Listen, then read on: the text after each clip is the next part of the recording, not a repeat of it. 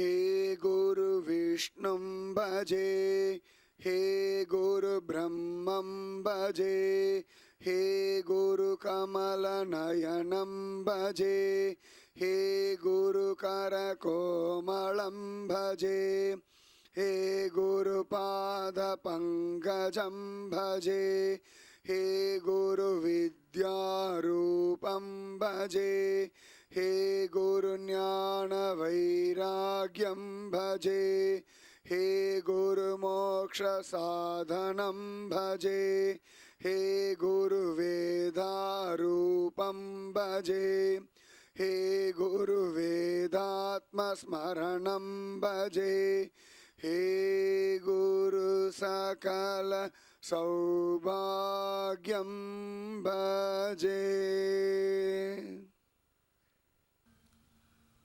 பூமண்ணு மாது பொருந்திய மார்பன் புகழ்மலிந்த பாமண்ணு மாறன் அடிபணிந்துய்ந்தவன் பல்கலையோர் தாமண்ண வந்த இராமானுசன் சரணாரவிந்தம் நாம் மன்னி வாழ நெஞ்சே சொல்லுவம் அவன் நாமங்களே.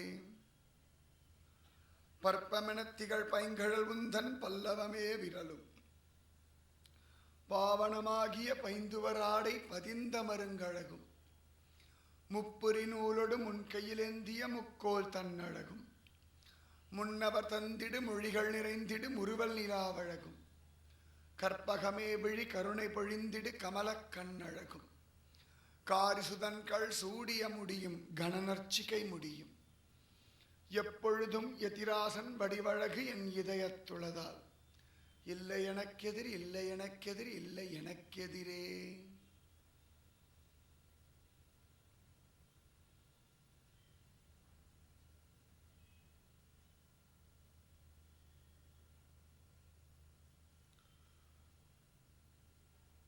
जपस्तपो व्रतं तीर्थं यज्ञोदानं तथैव च गुरुतत्त्वम् अविज्ञाय सर्वं व्यर्थं भवेत् प्रिये. குரு கீதா ஆச்சரியமான குருமகிமையை பற்றி சொல்லக்கூடிய ஒரு சிறிய பகுதி ஸ்காந்த புராணத்தில் காண கிடைக்கிறது. சிவபெருமான் பார்வதி தேவிக்கு சொல்லும்படியா இருக்கு. முழுக்க முழுக்க குரு மகிமாவை பற்றி தட்சிணாமூர்த்தியாகிய சிவபெருமான் சொல்ல பார்வதி தேவி ஸ்ரத்தையோட கேட்கறதா காண கிடைக்கிறது. அந்த குரு கீதால ஜபஸ்தபோ விரதம் தீர்த்தம் யஜ்ஞோதானம் ததைவச்ச குரு தத்துவம் அவிஜ்ஞாய சர்வம் வியர்த்தம் பவேத் பிரியே. இந்த ஸ்லோகம் காண கிடைக்கிறது. ஜபம், தவம், விரதம், க்ஷேத்ராடனங்கள் போகிறது, யஜ்யம் பண்ணுறது, தானம் கொடுக்கறது, இது எல்லாமே ரொம்ப உசத்தியான கர்மாக்கள் அப்படின்னு சனாதனமான ஹிந்து தர்மம் சொல்கிறது. ஆனாலும் குரு தத்துவத்தை உணரலை அப்படின்னா இந்த கர்மாக்கள்னால பிரயோஜனம் இல்லை, புண்ணியம் இல்லை, எல்லாம் விழலுக்கு இறைச்ச நீர் போலே. சர்வம் வியர்த்தம் பவேத் பிரியே, எல்லாம் வியர்த்தமா போயிடுறது. ஹே பிரியே, குரு தத்துவத்தை அனுபவிக்கணும், அறிஞ்சு கொள்ளணும். அந்த குரு தத்துவத்தையே இறுக்கி பிடிச்சுண்டு வாழணும். இதுதான் சர்வசிரேஷ்டம். பகவான் கூட ரொம்ப ஆச்சரியமா ஸ்ரீமத் பாகவதத்தில் குச்சேலரோட பேசும்பொழுது சொல்றான், அற்புதமா சொல்றான். நாகமிஜ்யா பிரஜாதிபியா தபசோபசமேனவா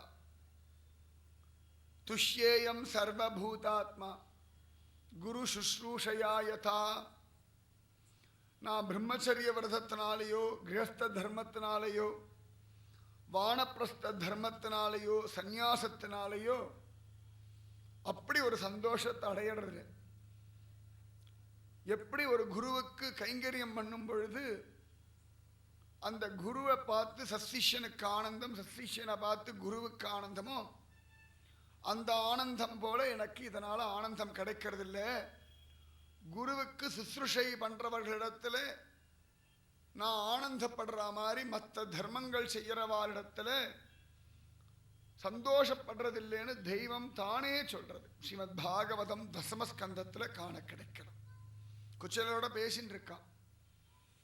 தான் குரு குலவாசத்தில் இருந்த பொழுது இருந்த நிகழ்ச்சிகளை பேசும்போது இந்த வார்த்தையை சொல்றான். குருவுக்கு கைங்கரியம் பண்றவாரிடத்துல தான் சந்தோஷம் அடையறா போல மற்ற தர்மங்கள் பண்றவாரிடத்துல சந்தோஷம் அடையறது இல்லை. தெய்வ வாக்கு. அவ்வளவு வசதி சத்குரு. சுவாமி ராமானுஜர் அப்படிப்பட்ட ஒரு சத்குரு, உத்தமர். அவர் ஸ்ரீரங்கத்தில் இருந்த காலகட்டத்தில் ரங்கநாதனுக்கு நித்தியம் உற்சவம் நடக்கும், பக்ஷம் உற்சவம் நடக்கும். அதாவது சுக்லபக்ஷம் கிருஷ்ணபக்ஷம் அப்போ உற்சவம் நடக்கும்.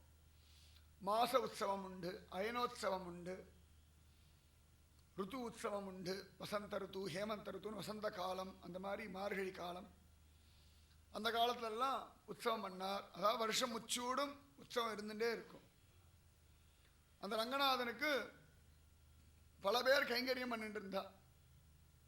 ஏன்னா ஒரு கோவிலை நிர்வாகம் பண்றோம், ஒரு கோவில் நன்னா இருக்கணும்னா எல்லாருடைய ஆதரவும் அவசியம். கோவிலுக்கு வரவாலேருந்து, கோவிலுடைய விஷயங்களை கவனிக்கிறவாலேருந்து, கோவிலுக்கு பூஜை பண்ற பட்டர்லேருந்து எல்லாருடைய ஆதரவும் நிச்சயமா அவசியம். அது ஸ்ரீரங்கமும் ரொம்ப பெரிய கோவில். கிட்டத்தட்ட 150 ஏக்கருக்கு மேல அந்த கோவில் சைஸே. எல்லா பிரகாரத்தையும் சேர்த்தோம்னா கிட்டத்தட்ட 100 ஏக்கருக்கு மேல அவ்வளோ பெரிய கோவில் அது. அந்த கோவிலை நிர்வாகம் பண்றதுன்னு பெரிய காரியம். அதுவும் நிறைய எந்த பக்கம் திரும்பினாலும் ஏதான ஒரு சுவாமி சந்நிதி உண்டு. அந்த பக்கம் போயாச்சுன்னா மேட்டழகிய சிங்கர்னா, இந்த பக்கம் போயாச்சுன்னா சுதர்சன சக்கரத்தாழ்வார் ஒரு பக்கம். நிறைய இருக்கு. கொட்டிக்கடை அமிர்த கலச கருடன் நிறைய இருக்கு. ஸ்ரீரங்கம் கோவிலுக்குள்ள எத்தனை சந்நிதின்னு கணக்கே பண்ண முடியாது. 5 குழி 3 வாசல் இதெல்லாம் வேற இருக்கு. நிகமாந்த மகாதேசிகர் சந்நிதி, தன்வந்திரி சந்திரி நிறைய இருக்கு. அத்தனை பெரிய கோவிலை நிர்வாகம் பண்ணணும்னா எல்லாருடைய கைங்கரியமும் அவசியம். அதுல ஒரு வண்ணான் ஆச்சரியமா நித்தியம் ரங்கநாதனுடைய வஸ்திரங்களை தோச்சி வெள்ளாவி போட்டு அழகா பகவானுக்கு கொடுக்கறதுன்னு வாழ்ந்துருக்கான். அவ்வளவு பக்தியா. ரங்கநாதனுடைய வஸ்திரத்தை மட்டும்தான் துவைப்பான், வேற வஸ்திரமே துவைக்க மாட்டான். பரமபாக்கியம். நிஜமாவே சொல்றோம். சதுர்வேதம் படிச்ச பிராமணால கூட இந்த பாக்கியம் கிடைக்காது. சத்தியத்தை சொல்றேன். வண்ணா ஜாதியில பிறந்த ஒரு காரணத்தினாலேயே அந்த வண்ணானுக்கு நித்தியம் ரங்கநாத வஸ்திரத்தை மட்டும் துவைக்கிற பாக்கியம். அகிலாண்ட கோடி பிரம்மாண்ட நாயகனுடைய வஸ்திரத்துடைய அழுக்கெடுக்கிறான். எவன் எல்லாருடைய ஹிருதயத்துல உட்கார்ந்து எல்லாருடைய அழுக்கையும் சுத்தம் பண்றானோ அவன் வஸ்திரத்துடைய அழுக்க சுத்தம் பண்றதுக்கு ஒரு வண்ணானுக்கு பாக்கியம்னா நிஜமாவே கோடி ஜென்ம சுகிருதம். நித்தியம் பகவான் உடிச்சுக்கலாம். அந்த பீதக வாடி எடுத்து சுருட்டி வேண்ட கொடுப்பா, அள்ளி அணைச்சிட்டு போவான். இந்த பாக்கியம் யாருக்கு வரும்? நமக்கெல்லாம் தொடக்கூட முடியாது. பகவானுக்கு என்னென்ன வஸ்திரம்னு நமக்கு கூட தெரியாது, அந்த வந்த மண்ணானுக்கு நன்னா தெரியும். அதுலேயும் பகவான் ஒவ்வொரு நாளும் உடுத்தி களைஞ்ச வஸ்திரத்துல அவனுடைய வாசனை வேற வரும். சாதாரண வஸ்திரத்துக்கு ஒரு வாசம் உண்டு. அதே பகவானுடைய திருமேனில ஏறி இறங்கிடுத்துனா அதுக்கு ஒரு விசேஷமான மனம் உண்டு. அதுவும் வெண்ண நாத்தம் நல்லாவே அடிக்கும் ரங்கநாதர் மேலே. அந்த வஸ்திரத்தை சுருட்டி எடுத்துட்டு கட்டி அணைச்சிட்டு போவான். பார்த்து பார்த்து பார்த்து காவேரியில துவச்சி வெள்ளாவிய பண்ணி ஜோரா இஸ்திரி எல்லாம் போட்டு, ராஜாதிராஜனாச்சு அதனால இஸ்திரி போட்டு தான் கட்டிப்பார் ரங்கராஜன், பெரியவராச்சன். நன்னா இஸ்திரி எல்லாம் போட்டு ஜோரா மடிப்பு களையாம ஜம்முன்னு பீதாமரம் உடுத்திட்டு தான் படுத்துக்கிறதுக்கே பீதாமரம் உடுத்திட்டு தான் படுத்துப்பார். அப்படியே அலைஞ்சி களைஞ்செல்லாம் படுத்துக்க மாட்டான், ரொம்ப சரியா படுத்துப்பார். அவ்வளவு அழகா பகு ஸ்ரத்தையோட பண்றான். அதுவும் சுவாமி ராமானுஜன் அவங்கிட்ட சொன்னார், அப்பா நீ பரம பாக்கியம் வேண்டா, கோடி ஜென்மாவுடைய புண்ணியம் ரங்கநாதனுடைய வஸ்திரத்தை துவைக்கிற ஒரு பாக்கியம் உனக்கு கிடைச்சிருக்கு. அந்த வஸ்திரத்தை கட்டிட்டு தான் பகவான் ஒவ்வொரு நாளும் ராத்திரியில ஸ்ரீரங்கம் வீதிகளில் விதவிதமா விளையாடுறான். எத்தனையோ பேர் வீட்டுக்கெல்லாம் போய் அவர்களுக்கு அனுகிரகம் பண்றான். தாயாரோட கை கோத்துண்டு ஆனந்தமா ஊஞ்சல் எல்லாம் ஆடுறான். அப்படிப்பட்ட ஒரு வஸ்திரத்தை துவைக்கிற பாக்கியம் உனக்கு கிடைச்சிருக்கு. ஸ்ரத்தையோட பண்ணேன்னு சொன்னா இந்த கர்மாவை கொண்டே உனக்கு மோட்சம் வரைக்கும் கிடைக்கும்டான்னுட்டான். அவன் நன்னா பிடிச்சுட்டான். அண்ணா பகு ஸ்ரத்தையோட கர்மாவை பண்ணிட்டு இருக்கான். எனக்கு ஒன்றும் தெரியாது ரங்கநாதா, உன் வஸ்திரத்தை துவைக்கணும். அதாவது எல்லாரும் வயிற்று பழப்பா ஏதோ ஒன்று பண்ணுவோம், புண்ணியத்தை சம்பாதிக்கிறதுக்காக கோவிலில் வந்து ஏதான ஒரு கைங்கரியம் பண்ணுவோம். ஆனால் சில பேருக்கு கோவிலில் கைங்கரியம் பண்ணுறதே வயிற்று பழப்பு பரமசுக்கம்.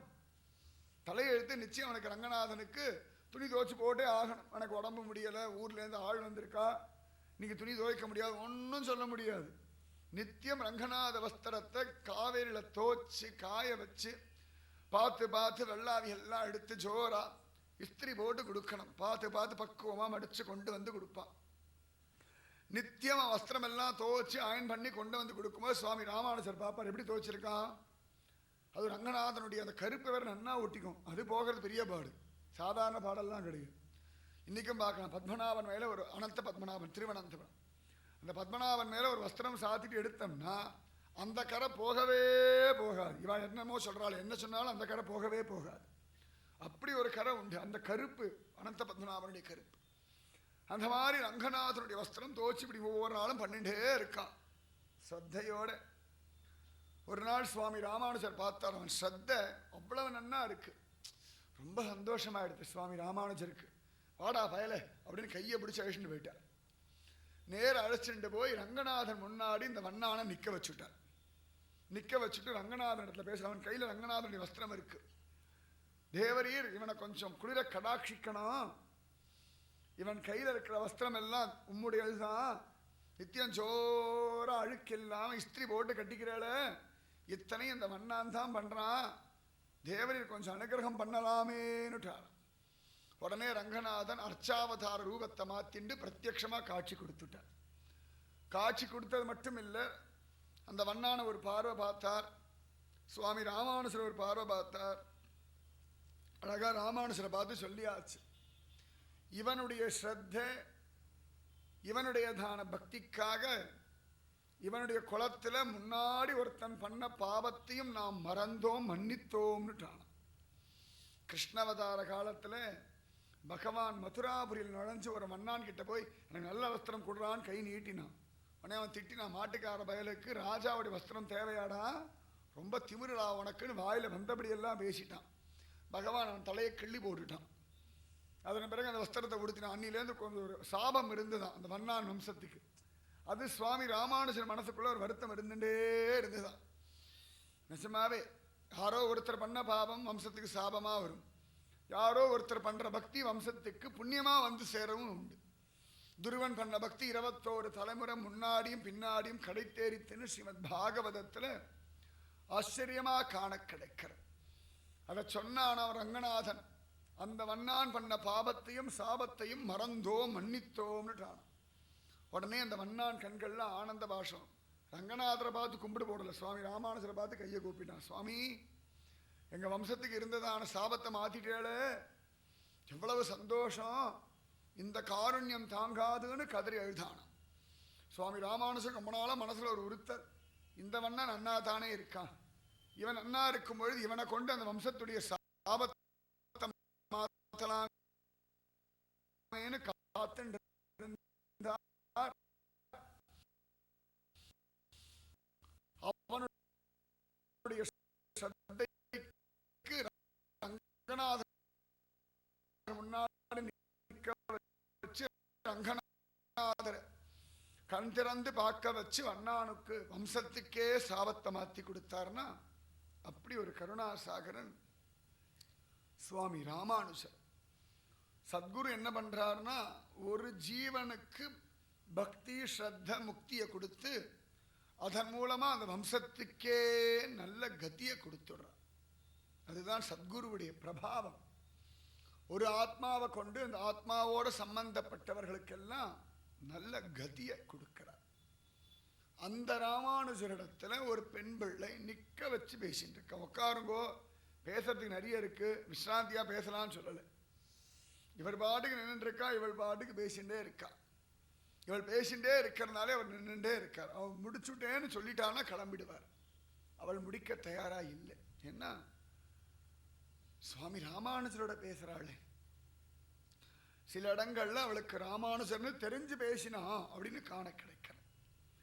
சில இடங்கள்ல அவளுக்கு அது சுவாமி ராமானுஜர்னு தெரியல, யாரோ மகாத்மான்னு தெரிஞ்சு பேசிட்டு இருந்தா காண கிடைக்கிறது. அகமதுல பேசிட்டு இருந்தா ஆச்சரியமா சொல்ல ஆரம்பிச்சுட்டு, அழைத்து வருகிறேன் என்றேனோ அக்ரூரரை போலே, அகமொழித்து விட்டேனோ விதுரரை போலே, தேகத்தை விட்டேனோ ரிஷிபத்னியை போலே, தசமுகனை செற்றேனோ பிராட்டியை போலே, பிணமெழுப்பி விட்டேனோ தொண்டைமானை போலே, பிணவிருந்திட்டேனோ கண்டா கர்ணனை போலே, தாய்க்கோலம் செய்தேனோ அனசூயைப் போலே, தந்தை எங்கே என்றேனோ துருவனைப் போலே, மூன்றெழுத்து சொன்னேனோ க்ஷத்ரபந்துவைப் போலே, முதலடியை பெற்றேனோ அகலிகையைப் போலே, பிஞ்சாய் பழுத்தேனோ ஆண்டாளைப் போலே, எம்பிரான் என்றேனோ பட்டர்பிரானைப் போலே. 12 வாக்கியம்.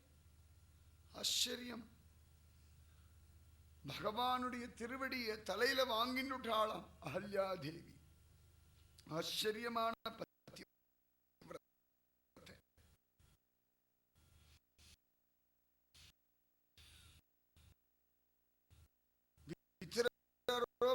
பகவான தன் கிரகத்துக்கு அழைச்சு தான் சாப்பிடும்படியான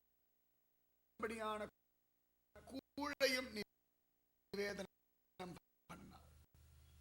அக்ரூரோ அவன் இருக்கிற இடத்துல போய் கிருஷ்ணான் என் கூட வாடான்னு அழைச்சிட்டு வந்துட்டான்.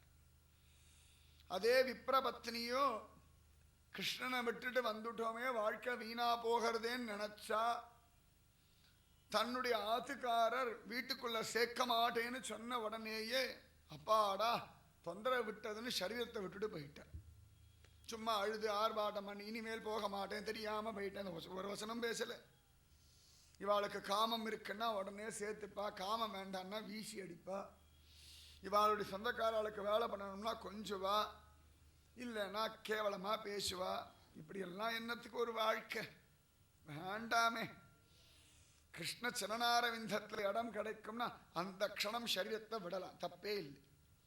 அது கிடைக்கிற வரைக்கும் தான் சரீரத்தை பத்திரமா பிடிச்சு வச்சுக்கணும். இவளுக்கு கிருஷ்ண சரணாரவிந்தத்தில் திருடமான ஒரு அனுராகம் வந்துடுத்து, பக்தி வந்துடுத்து. அதனால சரீரத்தை விட்டுட்டா. தேகத்தை விட்டேனோ ரிஷிபத்னியை போலே. அதே சீதா பிராட்டி அசோகவனத்துல சோகமா உட்கார்ந்துண்டு ராமத்தியானம் பண்ணி ராவணனை ஜெயிச்சா. தொண்டைமான் சக்கரவர்த்தி பக்தியினால பண்ண பாபத்தை மாத்தின்னுட்டான். கண்டாகர்ணன் முன்னாடி கிருஷ்ண பக்தி இல்லாதவனா இருந்தான். ஒரு ஸ்திதியில கிருஷ்ண பக்தி வந்தது. ஆனாலும் பகவானுடைய அனுகிரகம் அவனுக்கும் கிடைச்சது. துருவன் 5 வயசு குழந்தை தெய்வம் எங்கேன்னு கேட்டு பார்த்துடுத்து. அனசுயா தேவி காட்டுக்குள்ள இருந்தே ராமனையும் சீதையையும் விசேஷமா அனுபவிச்சார். க்ஷத்ரபந்து மகா பாபியா எல்லாரும் திரஸ்கரிச்சுட்டா, எல்லாரும் அவனை ஒதுக்கிட்டா. ஆனாலும் சத்குருநாதன் கிருப பண்ணி கோவிந்த நாமத்தை சொல்லி வாழ்க்கை உருப்படம்னு சொல்லி கொடுத்தார். அவ்வளவு சிரேஷ்டம். அந்த மாதிரி விஷயங்களைத்தான் இந்த பெண் பிள்ளை பேசுறா. ஆண்டாள் பிஞ்சிலேயே பழுத்துட்டா, தெய்வத்தை அனுபவிச்சா. அந்த ஆண்டாள் அப்படி ஆனதற்கு காரணம், அவ ஆண்டாளா ஆனதற்கு காரணம், கோதை சூடி கொடுத்த நாச்சியாரா மாறினதுக்கு காரணம், ரங்க பத்னியா மாறினதுக்கு காரணம் ஒரு பெரிய ஆழ்வார். ஒரு பெரியாழ்வாருடைய அனுகிரகம் இல்லை அப்படின்னா ஆண்டாளுக்கு ஒரு பெரிய பிராதான்யம் கிடையாது. அந்த பெரியாழ்வாரோ வேதம் கூட படிக்காத ஒரு ஏழை பிராமணர், வடபத்ரசாயி கோவில்ல புஷ்ப கைங்கரியம் பண்ணிண்டு கிடக்கும்படியான ஒரு ஏழை. ஆனா பாடுற பாசுரம் எல்லாம் ராஜாதிராஜன் மாதிரி மாணிக்கம் கட்டி வைரமிடை கட்டி ஆணி பொன்னால் செய்த வண்ண சிறுதொட்டில் பேணி உனக்கு பிரமன் விடுதந்தான் மாணிக் குரலனே தாளேலோ வையம் அளந்தானே தாளேலோ. பிரம்மா தந்தாரோ இல்லையோ பெரியாழ்வார் தந்துட்டார். கிருஷ்ணனுக்கு மாணிக்கத்தையும் வைரத்தையும் வச்சு ஒரு தங்கத்தொட்டில். கையில பணமே இல்லை, ஏழை தரித்திரன். ஆனாலும் பக்தியில ராஜன், பக்தராஜனா இருந்தார். அந்த பக்தராஜன் பாண்டியனுடைய சபையில பரதத்துவத்தை நிர்ணயம் பண்ணார். எம்பெருமான் என்றேனோ பட்டர்பிரானை போலே கேட்டுருந்தார் சுவாமி ராமானுஜர். உடனேயே பெண் பிள்ளை அடுத்த வாக்கியம் சொல்லிட்டார். அதிசயமா பேசுறா, அற்புதமா பேசுறா. ஆராய்ந்து விட்டேனோ திருமழிசையார் போலே. ஆராய்ந்து விட்டேனோ திருமழிசையார் போலே. திருமழிசை ஆழ்வார் ஆச்சரியமான ஒரு ஆழ்வார். தை மாசத்துல மக நட்சத்திரத்திலே அவதாரம் பண்ண ஒரு ஆழ்வார். சென்னையில இருக்கும்படியான திருமிழிசைன்ற ஒரு இடத்துல பார்கவ ரிஷிக்கும் ஒரு அப்சர ஸ்திரீக்குமா பிறந்த ஒரு குழந்தை திருமிழிசை ஆழ்வார். அவர் பிறந்த பொழுது வெறும் சதை பிண்டமா இருந்தார். கை கால் அவயவங்கள் இல்லை. குழந்தை என்னமோ ஒரு சதை கட்டி மாதிரி தான் பிறந்தது, அவ்வளவுதான். ஒரு பெரிய உருளைக்கிழங்கு மாதிரி, ஒரு சேனக்கிழங்கு மாதிரி, வெறுமை ஒரு சதை, அவ்வளவுதான். அப்பாவும் அம்மாவும் பார்த்தா இதை வச்சு என்ன பண்றதுன்னு சொல்லி பிரம்பு தூட்டு, இந்த பெரம்பெல்லாம் வளரும் இல்லையா, அந்த பெரம்பெல்லாம் வளரும், அந்த தூட்டு அந்த புதர் மாதிரி இருக்குமே, அதில் அந்த பிண்டத்தை போட்டு அவ போயிட்டா. போன உடனே தெய்வ அனுகிரகம், அதுக்கு கை காலெல்லாம் முளைச்செடுத்து, கை காலெல்லாம் முளைச்சு உள்ளுக்குள்ள ஜீவன் ஸ்பிரிச்செடுத்து. உடனே குழந்தை வீல்னு கத்தி கத்தி கத்தி அழறது. அதனுடைய அழுகிய கேட்கறதுக்கு அந்த காட்டுல ஆள் கிடையாது. அப்ப அந்த ஊர் ஜெகநாத பெருமாள் குழந்தைக்கு காட்சி கொடுத்துட்டார். 4 திருக்கைகளோட நீல நிற திருமேனியோட தேஜோமயமான ரூபத்தை காட்டி கொடுத்துட்டார். குழந்தை அழுகி எடுத்து பகவான் அனுபவிக்க ஆரம்பிச்சிடும். நன்னா ஈன்னு சிரிச்சுண்டு பொக்கவாய கொண்டு. சாதாரணமாகவே குழந்தைகள் தூங்கிட்டு இருக்கும்போது சிரிச்சாலே சாமி தாமரைப்பூ காட்டுறதுன்னு, இங்கே சுவாமி பிரத்யட்சமாக வந்தே தாமரைப்பூவை காட்டிடுத்து. தன் கண்ணுடைய தாமரையை காட்டிடுத்து, கை தாமரையை காட்டிடுத்து, கால் தாமரையை காட்டித்து, சங்கனி வாயின்ற தாமரையும் காட்டிடுத்து. குழந்தை மயங்கி போயிடுத்து. ஒரு க்ஷணம்தான் பகவான் அந்தர்தானம் ஆயிட்டான். உடனே குழந்தை திரும்ப வீல்னு அழறது. ரிஷிபுத்திரன் தான், ஆனால் அனாதையா இருக்கு. அந்த சமயத்துல பெரம்பையெல்லாம் அறுத்து விற்கும்படியான திருவாளன்ற ஒருத்தன், அவனுக்கு குழந்தை இல்லை. அந்த சமயத்துல அவன் காட்டுக்கு வர ஒரு குழந்தையுடைய அழுகுரல் கேட்கறது ஆர்த்தநாதம்னு சொல்லுவான் சம்ஸ்கிருதத்தில். அந்த அழுகை கூட ஒரு நாதம் மாதிரி, ஒரு முகாரி ராகம்னு சொல்றோம் இல்லையா, அது கூட கேட்கறதுக்கு நன்னாத்தான் இருக்கா, நாராசமா இல்லை. அந்த மாதிரி அந்த ஆர்த்தநாதம் கேட்டுதான் உடனே ஆஹா எங்கேயோ ஒரு குழந்தை அழறதே அப்படின்னு தேடி தேடி பார்த்தான். ஒரு பிரம்பு தூற்றுல பச்சிலங்குழந்தை ஒன்று பள்ள பள்ள பள்ளன்னு தேஜோமயமா ஜொலிக்கிறது. ஏன்னா பிறந்த உடனே தெய்வத்தை பார்த்துடுது. அழகா காட்சியை பார்த்ததுனால அனுபவிச்சுட்டு கிடக்கிறது. அந்த குழந்தைய வாரி எடுத்துட்டான். தெய்வம் எனக்கு அனுகிரகம் பண்ணிருக்குன்னு எடுத்துட்டு போய் அந்த குழந்தைய வளர்த்தான். அந்த குழந்தைய வளர்க்கிறான். ஆனா அது பால் சாப்பிட மாட்டேங்கிறது, மலமூத்திர விசர்ஜனம் இல்லை. ஆனாலும் குழந்தை நன்னா வளர்றது. அந்த குழந்தைக்கு 7 வயசா இருக்கும் பொழுது அது பார்த்துதான் உலகத்தையே ஆட்டி படைக்கின்ற ஆதி மூலத்தை, ஆதி பீஜத்தை, பரலோக சாம்ராஜ்யத்துடைய தேவனை அனுபவிக்கணும்னு ஆசைப்பட்டது. தேவாதி தேவன், பரலோக சாம்ராஜ்யத்துடைய தேவன் அவன்தானே. அதனால அவனை ஆராய்ச்சி பண்ணி அனுபவிக்கணும், அவன் யார் அப்படின்னு கண்டுபிடிக்கணும்னு ஆசைப்பட்டது. உடனே வேதத்தை ஆராய்ச்சி பண்ணித்து. வேதம் ரொம்ப கஷ்டமான ஒண்ணு, ஆனா ரொம்ப அழகான ஒண்ணு. ரிக் யஜுர் சாமம் அதர்வனம்னு 4 விதமா அது இருக்கு. ஒரே வேதம் தான் 4 பாகமா இருக்கு. இந்த வேதத்தை எல்லாம் ஆராய்ச்சி பண்றது குழந்தை. எல்லாத்தையும் ஆராய்ச்சி பண்ணி உலகளந்த மூர்த்தி உருவே முதல் அப்படின்னு கண்டுபிடிச்சு நிறுத்து. அதையே தியானம் பண்ணிண்டு ஆச்சரியமா உட்கார்ந்து இருக்கிற குழந்தை. லோகத்துல எல்லாருமே ஆராய்ச்சி பண்ணி சத்தியத்தை சாரத்தை எடுக்கணும்னு பார்க்கணும், ஆனா முடிய மாட்டேங்கிறது. ஆனா திருமிழிசை ஆழ்வார் வேதத்தை முழுக்க அலசி ஆராய்ஞ்சு பார்த்து எது சாரமோ அதை கிரகிச்சா. சமயத்துல பார்க்கலாம், அந்த கோழிகள்லாம் குப்பையத்தான் கிளறும், ஆனா எது சாரமோ அதை மட்டும்தான் எடுத்துக்கும். அதுக்கு என்ன ஆகாரம் கிடைக்கிறதோ அதை மட்டும்தான் ஸ்வீகரிக்குமே ஒழி, அதுக்கு மேல எதை பத்தி அது கவலைப்படாது. அந்த மாதிரி வேதத்திலையும் சாரம் அசாரம் எல்லாம் இருக்கு. வேதத்துல கூட பார்த்தோம்னா ஆச்சரியமா கர்மகாண்டம் ஞான காண்டம்னு நிறைய இருக்கு. இந்தந்த யாகங்கள் பண்ணியாச்சுன்னா இந்தந்த பிரயோஜனங்கள் கிடைக்கும்னு சொல்றதெல்லாம் கர்மகாண்டம்.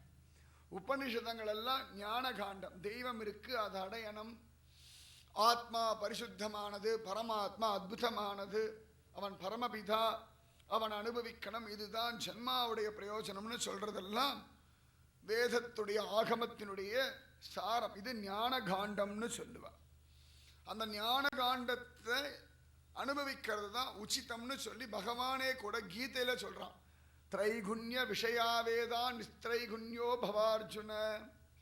அர்ஜுனா, வேதம் கூட சாத்வீகம் ராஜசம் தாமசம்னு இருக்கடா, அதையும் கடந்தவனா நீ வா அப்படின்னு தெய்வம் சொல்றது.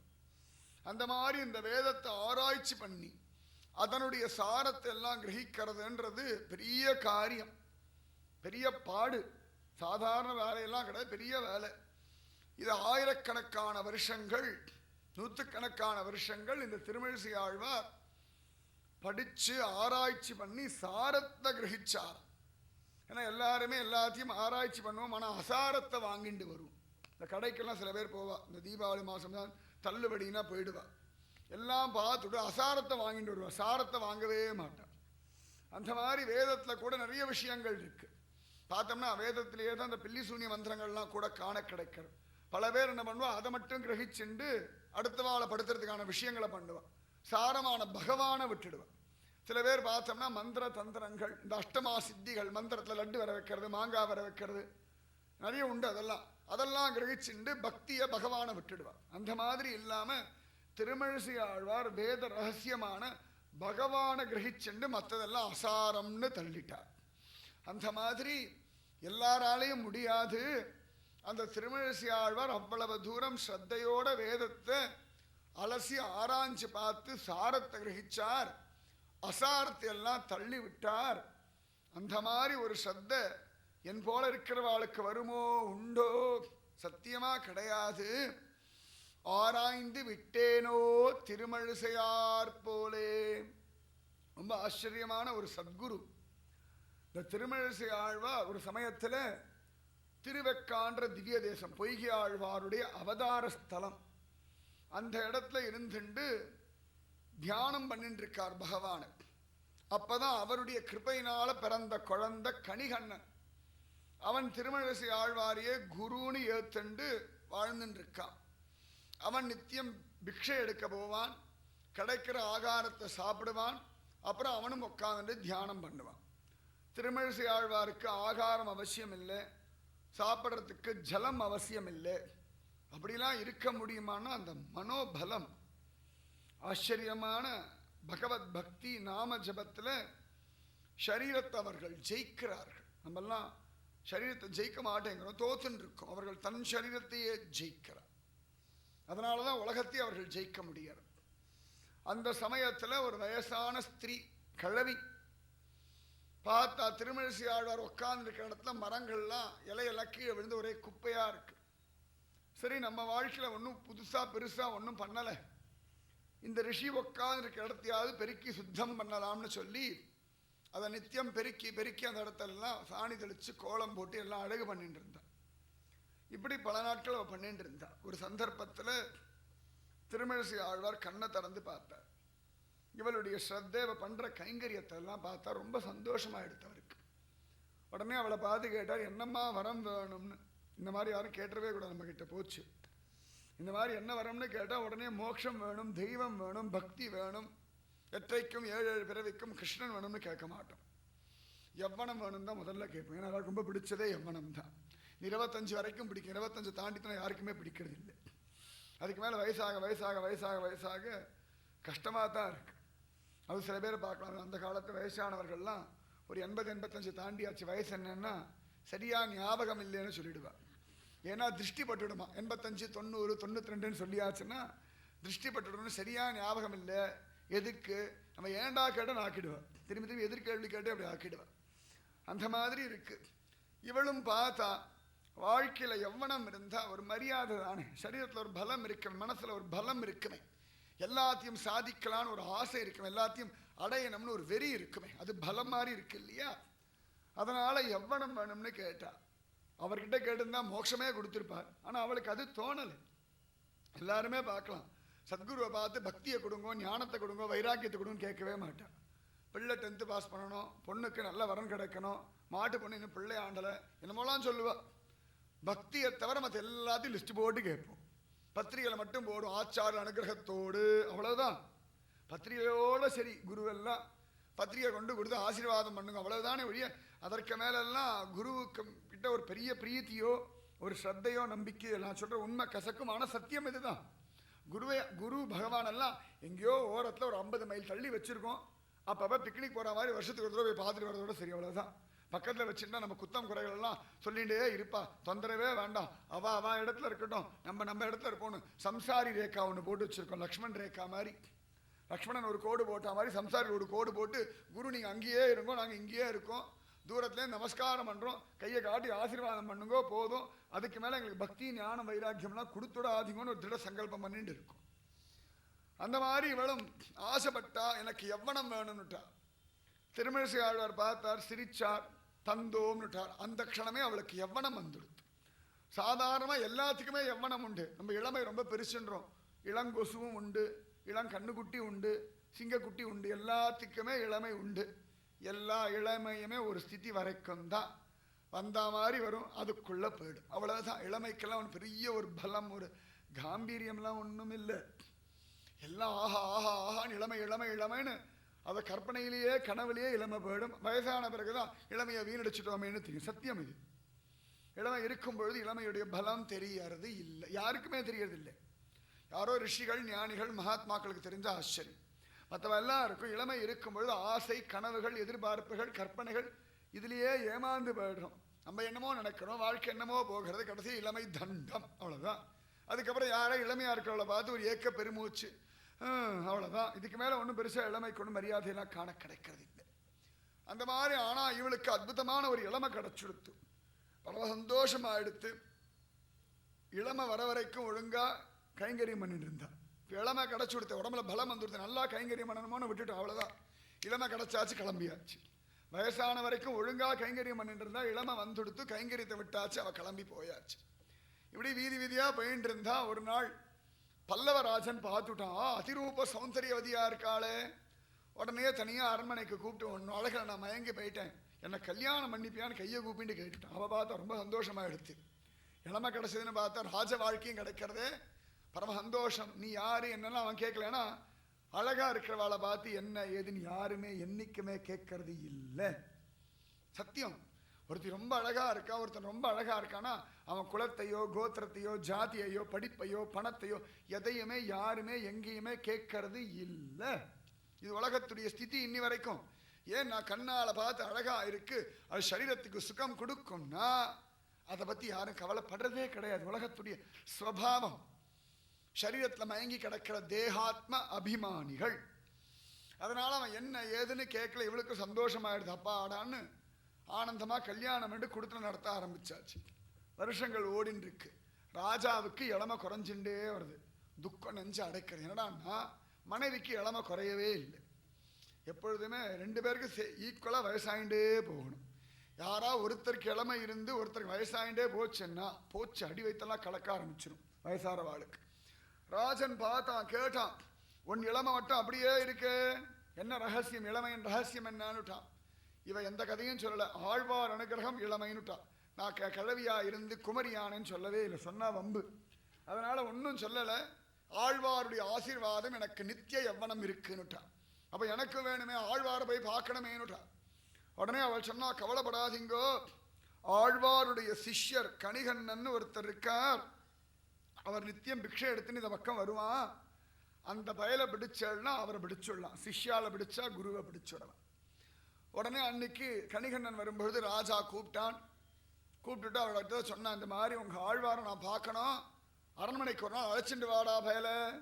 உடனே கணிகண்ணன் சிரிச்சான், எங்கள் ஆழ்வார் யார் இடத்துக்கும் வரமாட்டார், ஏன்னா அவருக்கு யார் மூலமும் ஒரு தேவையும் இல்லை, அதனால் யார் இடத்துக்கும் போக வேண்டிய அவசியம் இல்லை, அவருக்கு அரசனும் ஒன்று தான் ஆண்டியும் ஒன்று தான், உனக்கு வேணும்னா நீ வந்து எங்கள் ஆழ்வாரை பாருன்னுட்டான். ராஜாவுக்கு கொஞ்சம் அவமானமாக இருந்தது. ஏன்னா அந்த பதவியில் இருக்கிறதுனால தான் சொல்கிறபடி எல்லாரும் கேட்கணும் எதிர்பார்க்கறது மனுஷ ஸ்வபாவம். அதுவும் அவன் ராஜ்யத்தில் இருக்கிற ஒரு பிரஜை இவன் சொல்கிறத கேட்கலன்னா நிஜமாவே அது மனசுக்கு ஒரு பெரிய அவமானமாக துக்கமாக தான் இருக்கணும். அகம்பாவம் இருக்கு இல்லையா. உடனே கண்ணை திறந்து பார்த்தார். என்னடா பயல அப்படின்னார். கணிகண்ணன் விஷயத்தை எல்லாம் சொன்னான். ராஜா என்னை நாட்டை விட்டு போக சொல்லிட்டான், அதனால நான் காஞ்சிபுரத்தை விட்டு கிளம்புறேன்னு கையை கூப்பிண்டான். உடனே திருமழிசை ஆழ்வார் சொன்னார், நீ போன பிறகு நான் இங்கே உட்காந்து என்னடா பண்ண போகிறேன். ஒரு சத்குரு சசிஷனுக்காக இடத்த கூட விட்டுட்டு கிளம்ப தயாராக இருக்கார். உடனே கணிகண்ணன் கண்கள்ல ஆனந்த பாஷம். எனக்காக ஏன் நீங்க வரணும், உனக்காக தாண்டா இங்க உட்காந்துட்டே இருக்க, வா போகலாம். இப்படி 2 அடி எடுத்து வச்சார். ஒரு நிமிஷம் இரு, நம்ம போன பிறகு இந்த பெருமாளுக்கு இங்க என்ன வேலை, நம்ம ஏதோ இருக்கிறதுனால தான் பெருமாள் இருக்கார், நம்ம இல்லைன்னா பெருமாளை பார்க்கறதுக்கு ஆள் இல்லை, அவருக்கு கிருபை பண்றதுக்கு ஆள் கிடையாது, இரு பெருமாளையும் கூட்டிட்டு வர நேரம் போனார். அழகா பெருமாள் படுத்துட்டு இருக்கார். போனார். கணிகண்ணன் போகின்றான் காமருப்பும் கச்சி மணிவண்ணா, துணிவுடைய சென்னா புலவனும் போகின்றேன், நீ கிடக்க வேண்டாம், நீயும் உன் பைன்னாகப்பாய் சுருட்டிக்கொள் சொல்லிட்டார் பெருமாளை பார்த்து. சிஷ்யனே இங்க சொல்றான், நான் மனுஷனை பத்தி பாட மாட்டேன்னு. இங்கே அவர் ஆரம்பிக்கும் பொழுதே கணிகண்ணன் போகின்றான்னு தான் ஆரம்பிக்கிறார், தெய்வத்தை பத்தி பாடவே இல்லை. ஏன்னா அந்த சத்சிஷ்யனுடைய பலம் பக்தி. கணிகண்ணன் போகின்றான் காமருப்பும் கச்சி மணிவண்ணா, காஞ்சிபுரத்தை கச்சின்னு சொல்லுவான். கான்ற அக்ஷரம் பிரம்மாவுடையது. அந்த பிரம்மா அதிவிசேஷமா பெருமாளை ஆராதனம் பண்ணதுனால காஞ்சிபுரம்னு பேரு. அந்த திருக்கட்சியில் இருக்கிற பிரபோ, என் மணிவண்ணா, என் சிஷ்யம் போன பிறகு உனக்கு என்ன இங்க வேலை, முதல்ல கிளம்பு, நீ கடக்க வேண்டாம், படுத்துக்காத, எழுந்துக்கோ. கணிகண்ணன் போகின்றான் காமருப்பும் கச்சி மணிவண்ணா, நீ கிடக்க வேண்டாம். உடனே பெருமாள் பார்த்தார், கணிகண்ணன் போனா எனக்கு என்னடா, துணியுடைய சென்னா புலவனும் போகின்றேன், என் சிஷ்யன் கூட நானும் போகிறேன், நாங்க 2 பேர் போன பிறகு உனக்கு இங்க ஆள் கிடையாது, மற்றவெல்லாம் ஏதோ வந்துட்டு போயிட்டு இருக்கா, அவன் தான் உத்தமமான பக்தன், அதனால நீயும் உன் பைன்னாகப்பாய் சுருட்டிக்கொள்னு சொல்லிட்டார். அந்த பாதிசேஷனை படுக்கையா வச்சிருக்கியே, அந்த பாயை சுருட்டிக்கோடா. பகவான் ஒரு வார்த்தை பேசல, எழுந்தான், பாயை சுருட்டினா அக்கல்ல வச்சுருந்தான், போலாமா அப்படின்ட்டான். பெத்த பிள்ளை கூட இப்படி கேட்காது, பேரன் கேட்காது, நண்பன் கேட்க மாட்டான், கணவன் கேட்க மாட்டார், மனைவி கேட்க மாட்டான், அப்பா அம்மா கேட்க மாட்டான், பந்து கேட்க மாட்டான். பக்தனுக்கு தெய்வம் கேட்கும், ஏன்னா பக்த வத்சலன். இவர் சொல்லி முடிச்சாரோ இல்லையோ, பைனாகப்பாய் ஆதிசேஷன் ஒரு சுருட்டுனா அக்கல் வச்சுனா, போலாமா, அடியேன் தயார் அப்படின்ட்டார் பகவான். உடனே ஆச்சரியமா கணிகண்ணன் முன்னாடி போறான், பின்னாடி ஆழ்வார் போறார், அவர் பின்னாடி பகவான், ஒரு சத்சிஷன் பின்னாடி ஆச்சாரன், அவர் பின்னாடி பகவான். பகவான் கிளம்பின உடனே 30 முக்கோடி தேவர்கள் பார்த்துட்டா, இவர் போன பிறகு நமக்கு இங்க மரியாதை இருக்காது, எல்லாரும் அவர் பின்னாடி. முதல்ல கணிகண்ணன், அவர் பின்னாடி ஆழ்வார், அவர் பின்னாடி அகிலாண்ட கோடி பிரம்மாண்ட நாயகன், அவன் பின்னாடி 30 முக்கோடி தேவர்கள். காஞ்சிபுரத்தை காலி பண்ணிட்டு கிளம்பியாச்சு. ராஜா உப்பரிகளேருந்து பார்க்கறான், காஞ்சிபுரம் களையிழந்து காண கிடக்கிறது, சூன்யமா இருக்கு, பார்க்கறதுக்கே நன்னா இல்லை காஞ்சிபுரம். உடனே மந்திரிகளை கூப்பிட்டு கேட்டான், என்ன ஆச்சு காஞ்சிபுரத்துக்கு? மந்திரிகள் எல்லாம் விஷயத்த சொன்னான். நீங்க என்னமோ கணிகண்ணனை போக சொல்லிட்டாள், அவன் போய் திருமழிசாரோட நான் போறேன்னு சொன்னான், அவர் போய் பெருமாள் இடத்துல என்னமோ பேசினார், என்ன பேசினார் எங்களுக்கு புரியல, ஆனா ஒண்ணு நிச்சயம், அவர் போயினார், கூடவே பெருமாள் மற்ற தேவதைகளும் இங்கேருந்து போயாச்சு, அது மட்டும் எங்களால் உணர முடியாதுன்னுட்டான். உடனே ராஜா பயந்து போயிட்டான். அயோத்தியாலேருந்து ராமன் போன பிறகு எப்படி அயோத்தியா களை இழந்ததோ, பிருந்தாவனத்திலேருந்து கிருஷ்ணன் கிளம்பி போன பிறகு பிருந்தாவனம் களை இழந்ததோ, அதே போல காஞ்சிபுரம் களை இழந்து போயாச்சு. எல்லா செல்வமும் இருக்கானா யாருடைய ஹிருதயத்திலும் நிம்மதி இல்லை, சாந்தி இல்லை. கோவில் இல்லாத ஊரில் குடியிருக்க வேண்டாம்னு சொல்றான்னா, அங்கே தெய்வ சாநித்தியம் இருக்கிறதுனால தான் சொல்றான். அந்த மாதிரி ராஜனிட சொன்னா, உடனே ராஜன் பயந்தான், என்ன பண்றதுன்னா, நேர போய் திருமழிசை ஆழ்வார் காலில் விழுங்கோ, அவர் வந்தா தான் எல்லாம் சரியாகும்ட்டார். உடனே ராஜா பின்னாடியே துரத்திண்டு ஓடுறான். அதுக்குள்ள கணிகண்ணன், திருமழிசை ஆழ்வார், பெருமாள், 30 முக்கோடி தேவர்கள் எல்லாம் நடந்து நடந்து நடந்து ஒரு கிராமத்துக்கு போனான். ராத்திரி ஆயிடுத்து. உடனே கணிகண்ணன் நின்னா, ஆழ்வார் நின்னார், பெருமாள் நின்னார், 30 முக்கோடி தேவர்கள் நின்னா. இவன் நிற்கிற வரைக்கும் யாரும் நிற்கவே இல்லை. இவன் நின்னா, ஆழ்வாரை திரும்பி பார்த்து கையை கூப்பிண்டான், ரொம்ப தூரம் நடந்து வந்தாச்சு, தேவரிற்கு கலப்பா இருக்கும், ஒரு ராத்திரி இங்கே தங்கலாமோன்னுட்டான். அப்போ கூட பெருமாளை பற்றியோ 30 முக்கோடி தேவர்களை பற்றியோ தன்னை பற்றியோ கவலை இல்லையா. தன் சதாச்சாரம் நடந்து வந்திருக்கார், கை காலெல்லாம் களைச்சி போயிருக்கமேன்னு சொல்லி ஒரு இரவு இங்கே இருக்கலாமோன்னுட்டான். அந்த இடத்துக்கு பேர் ஓர் இரவு இருக்கை. இன்னைக்கு அந்த இடத்துக்கு பேர் ஓரிக்கை. அது மாறிடுது, தமிழ் மாறிண்டே வருது. ஓரிரவு இருக்கை இன்னைக்கு ஓரிக்கைன்னு ஆயாச்சு. திருமந்திர நகரம் தூத்துக்குடியான கதை தான். அந்த மாதிரி ஓரிக்கை அப்படின்னு பேர் ஆயிடுத்தது. ஒரு ராத்திரி அங்கே தங்கினான். அடுத்த நாள் காலையில் ராஜன் ஓடி வந்தான். திருமழிசை ஆழ்வார் காலில் விழுந்து கதறி எழுந்து மன்னிச்சிடுங்கோன்னா கெஞ்சினான். ஆழ்வார் பதிலே சொல்லலை.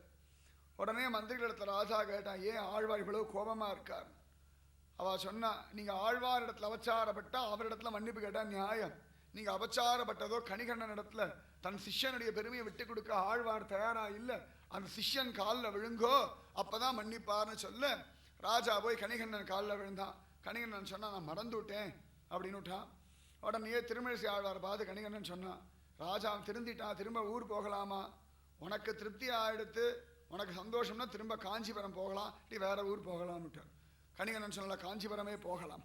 உடனே திரும்ப கணிகண்ணன் போக, கணிகண்ணன் பின்னாடி ஆழ்வார் போக, ஆழ்வார் பின்னாடி அகிலாண்ட கோடி பிரம்மாண்ட நாயகன் நடக்க, அவன் பின்னாடி 30 கோடி தேவர்கள் நடக்க, அவர்கள் பின்னாடி ராஜா மந்திரி பிரதானிகள், பின்னாடி பிரஜைகள், ஒரே ஒரு கணிகண்ணன் பின்னாடி இத்தனை பேரையும் நிற்க வச்சார்னா எப்பேற்பட்ட சதாச்சாரின்னு பார்த்துக்கோங்க திருமழிசை ஆழ்வார். இப்படி ஒரு சத்குருவை பிடிச்சாச்சுன்னா நீங்க ஜெயிச்சாச்சு. உலகத்துல யாரும் உங்களை தோக்கடிக்க ஆளே கிடையாது. தெய்வமே உங்க பின்னாடி ஓடி வரும். நீங்க தெய்வத்தை நோக்கி ஓட வேண்டாம், தெய்வம் உங்க பின்னாடி ஓடி வரும். சத்தியம் பண்ணி சொல்றேன், ஸ்வயம் அனுபவத்துல சொல்றேன். அந்த மாதிரி அழகா வந்தாச்சு. உடனே எல்லாரும் அவ இடத்துக்கு போயாச்சு. திருமழிசை ஆழ்வார் பின்னாடியே பெருமாள் மட்டும் அலைஞ்சுட்டே இருக்கார். ஏன்னா இவர் கிளம்புன்னு சொன்னார், திரும்பி படுத்துக்கோன்னு சொல்லலையே. இவர் பாட்டு கிளம்புட்டா அந்த பின்னாடியே அலைஞ்சிருக்காங்க. ஆழ்வார் கேட்டார், என்னாச்சு? நீ கிளம்புன்னு தானே சொன்ன, அதனால தான் கிளம்பி வந்துட்டே இருக்கேன். உடனே ஆழ்வார், அச்சோ நான் சொன்னேன் வந்துட்டியா? கணிகண்ணன் போக்கொழிந்தான். கணிகண்ணன் போயிட்டு வந்தாச்சு. காமருப்பும் கச்சி மணிவண்ணா நீ கிடக்க வேண்டும், நீ இருக்கணும்டா.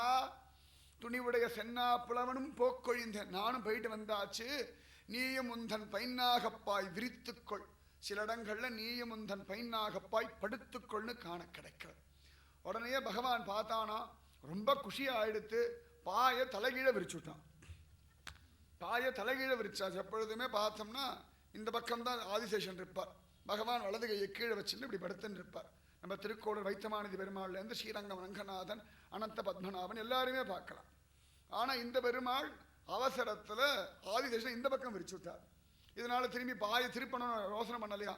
பரவாயில்ல, பக்தனுக்காக போயிட்டு வந்தேன்னு எல்லாருக்கும் தெரியட்டோம்னு அழகா திரும்பி கையை எப்படி வச்சுன்னு படுத்து விட்டார். ஆசிரியதற்காக கை மாறி கால் மாறி கிடந்தவனைன்னு தான் சுவாமி பெரியவாச்சான் பிள்ளை வியாக்கியான் சொன்ன வண்ணம் செய்த பெருமாள். யதா உக்தகாரி, யதோக்தகாரின்னு ஒரு திருநாமம். காஞ்சிபுரம் திருவெக்கா திவ்ய தேசத்து பெருமாள் ஒரு கணிகண்ணனுக்காக பெருமாளையே திரும்ப படுக்க வச்ச ஒரு ஆழ்வார். அந்த ஆழ்வாருடைய விஷயத்தை சுவாமி ராமானுஜரிடத்துல இந்த பெண் பிள்ளை சொல்றா, ஆராய்ந்து விட்டேனோ திருமிழிசையார் போலே. எல்லாத்தையும் ஆராய்ச்சி பண்ணி அசாரத்தை எல்லாம் விட்டாரே இந்த திருமிழிசை ஆழ்வார். அந்த மாதிரி நான் என்ன பண்ணேன்? எனக்கு ஆராய வேண்டிய அவசியம் கூட இல்லை. வைத்தமாநிதி பெருமாள் பிரத்யக்ஷமா எல்லாருக்கும் கிருபை பண்ணிட்டு இருக்கார். எனக்கு அனுபவிக்கிறதுக்கு துப்பு இல்லை, தப்பிச்சு ஓடின்னு இருக்கேன். நான் முசல் புழுக்க வரப்புல கடந்தா என்ன, வயல்ல கடந்தா என்ன போய் நிக்க வச்சுட்டு இருக்கேன்னு ஒரு பார்வை பார்த்தாளாம். சுவாமி ராமானுஜர் சிரிச்சார். அவர் ஆராய்ச்சி பண்ணி விட்டார்னு தெரியறதோன்னு அந்த மாதிரி நீயும் வைத்தமானியை தவிர மற்ற எல்லாத்தையும் விட்டுவிட்டு இவரே கதின்னு கிடக்கலாமேடின்னு ஒரு கண்ணால ஒரு பார்வை பார்த்தார். பார்த்த உடனேயே இவளுக்கு ஒரு திருப்தி வந்துடுத்தான். திருமிழிசை ஆழ்வாருக்கு என்ன அனுபவம் கிடைச்சதோ அந்த அனுபவம் இந்த பெண் பிள்ளைக்கு வேதத்தை ஆராய்ச்சி பண்ணாம, வேதத்தை அலசி ஆராயாம தானாவே கிடைச்சுடுத்து பரம சந்தோஷப்பட்டா. உடனே அடுத்த வாக்கியம் சொல்லிட்டா, ஆராய்ந்து விட்டேனோ திருமிழிசையார் போலே, அவன் சிறியன் என்றேனோ ஆழ்வாரை போலே. அவன் சிறியன் என்றேனோ ஆழ்வாரை போலே.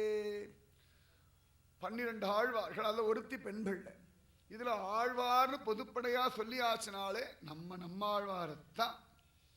உங்களுக்கு ரொம்ப பக்கத்துல இருக்கிற ஆழ்வார் திணறி நம்ம ஆழ்வார் தான். பகவானே தன் திருவாயை திறந்து நம்ம ஆழ்வாரோ அப்படின்னா அதனாலேயே நம்மாழ்வார்னு ஒரு திருநாமம். 32 வருஷ கால பரியந்தம் புளியமர பொந்திலேயே உட்கார்ந்திருந்து வேதத்தை தமிழ்படுத்தி கொடுத்த ஒரு மாறன், சடகோபன், ஆச்சரியமான பராங்குசன் நாயகி, அற்புதமான ஒரு ஆழ்வார். நிஜமாவே வேதம் தமிழ் செய்த மாறன், அப்படிதான் திருநாமமே அவருக்கு. ஒருவேளை சுவாமி நம்மாழ்வார் வரல அப்படின்னா நவதிருப்பதிக்கெல்லாம் ஒரு பெரிய பெருமை நிச்சயமா இருந்திருக்காது. தாமிரபரணி ஆத்தங்கரைக்கு ஒரு மரியாதை இருந்திருக்கவே இருந்திருக்காது. களி பிறந்த 43வது நாள் அவதாரம் பண்ண முதல் பக்தனே சுவாமி நம்மாழ்வார் தான். கலியுகத்துல லோகத்துக்கு முதல் தடவையா முதல் முறையா பக்தனை கொடுத்ததே நம்ம தமிழ்நாடு தான். சந்தோஷமா பெருமையா நிமிர்ந்து உட்காருங்க. ஆச்சரியமான ஒரு தமிழகம். களி பிறந்த 43வது நாள் எந்த தாமிரபரணியை போகும் பொழுதும் வரும் பொழுதும் பார்த்துட்டு இருக்கேளோ எந்த தாமிரபரணி ஆத்தங்களில் விளையக்கூடிய காய்கறிகளையும் பழங்களையும் சாப்பிட்டு இருக்கீங்களோ அந்த தாமிரபரணி ஆத்தங்கரை தான் கலியுகத்து ஆரம்பத்தில் உலகத்துக்கே அற்புதமான ஒரு பக்தனை ஈன்று கொடுத்தது. உத்தமமான ஒரு தாமிரபரணி, ஆச்சரியமான நவதிருப்பதி, அதிவிசேஷமான திருக்குருகூர்னு சொல்லும்படியான ஆழ்வார் திருநகரி. இன்னைக்குதான் அதுக்கு ஆழ்வார் திருநகரின்னு பேரு. திவ்ய தேசத்துல பார்த்தோம்னா திருக்குருகூர் அப்படின்னு தான் அதனுடைய திருநாமமே காண கிடைக்கிறது. ஸ்வயம் ராமன் தான் நம்மாழ்வாரா அவதாரம் பண்ணான் அப்படின்னு ஆழ்வார் திருநகரியுடைய திருக்குருகூர் மகாத்மியத்துல காண கிடைக்கிறது. ஆச்சரியமான ஒரு ஆழ்வார். பிறக்கும் பொழுதே சடன்ற வாயு வந்து இவரை மயக்க பார்க்க மாயாவாயு. அந்த வாயு வந்து தான் நம்முடைய எல்லா புத்தியையும் மாற்றிடுறது. 9-10 மாசத்துல குழந்தைகளுக்கு தன்னுடைய பூர்வ ஜென்ம விருத்தாந்தம் எல்லாம் நன்னா ஞாபகம் வரும். அது எல்லாத்தையுமே இந்த சடன்ற வாயு மாயை அது வந்து பீடிக்கும். பீடிச்சோன்னு மறந்து விளக்குவான்னு ஒரு அழுக அழறது. இந்த குழந்தைய பீடிக்க அந்த வாயு வரும்பொழுது ஹோ அப்படின்னு ஒரு கோபத்தை கத்தினாராம். இந்த கோபத்துல சடன்ற வாயு ஒரு தள்ளு தள்ளினார். அதனாலேயே சடகோபன்னு ஒரு திருநாமம் சுவாமி நம்மாழ்வார்க்கு. ஆச்சரியமான ஒரு ஆழ்வார், அற்புதமான ஒரு ஆழ்வார். கண்ணன் கழலினை நன்னும் மனமுடையீர் என்னம் திருநாமம் தின்னம் நாரணமே. கண்ணனை பிடிச்சுக்கோங்கோ, நாராயணா சொல்லுங்கோன்னு சொன்ன ஒரு ஆழ்வார். 16 வருஷம் ஒண்ணுமே பேசாம ஒண்ணுமே சாப்பிடாம ஆனாலும் மேனி வாடாம கண்ணை திறந்து பார்க்காம சிரிக்காம காது கேட்காம தாயும் தந்தையும் என்னமோ ஏதோன்னு பயந்து கடக்க திருக்குறுங்குடி பெருமாளை பிரார்த்தனை பண்ணி பெத்த குழந்தை இப்படி இருக்கேன் நடுங்கி பிறந்து 10 நாள் ஆன குழந்தைய அதிவிசேஷமா திருக்குறுகூர் ஆதிநாதர் முன்னாடி பொழுந்து நின்ற பிரான் முன்னாடி கொண்டு வந்து போட 10 நாள் ஆகாத குழந்தை தவழ்ந்து போய் புளியமர பொந்துல பத்மாசனம் போட்டுண்டு சின்முதிரை வச்சுண்டு தேமேன்னு உக்காந்துண்டு அப்படி ஒரு தியானம் 16 வருஷ கால பரியந்தம். ஒரு நிமிஷம் கண்ணை மூடி தியானம் பண்ணாலே இன்னைக்கு நல்லா தியானம் பண்றோம் நம்ம சொல்றோம். 5 நிமிஷம் 10 நிமிஷம் இப்படியே உட்காந்துடா வரலாம் அப்படி ஒரு தியானம் பண்ணுவான்றோம். 16 வருஷம் தியானம். அதுவும் கலியுகத்துல உட்காந்து ரொம்ப கஷ்டம். கலியுகத்திலாம் தியானம் பண்றதுலாம் பெரிய பாடு. தியாயன் கிருதே அப்படின்னு தான் காண கிடைக்கிறது. கிருதயுகத்துல தான் தியானம் பண்ண முடியும்னு ஜோ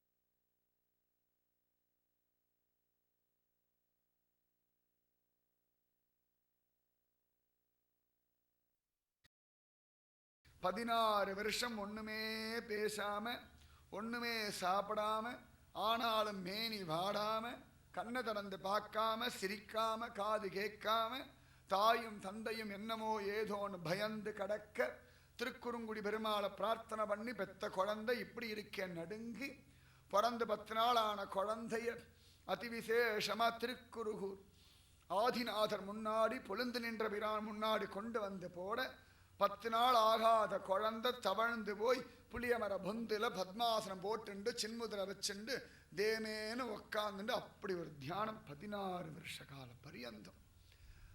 ஒரு நிமிஷம் கண்ணை மூடி தியானம் பண்ணாலே இன்னைக்கு நல்லா தியானம் பண்றோம் நம்ம சொல்றோம். 5 நிமிஷம் 10 நிமிஷம் இப்படியே உட்காந்துடா வரலாம் அப்படி ஒரு தியானம் பண்ணுவான்றோம். 16 வருஷம் தியானம்.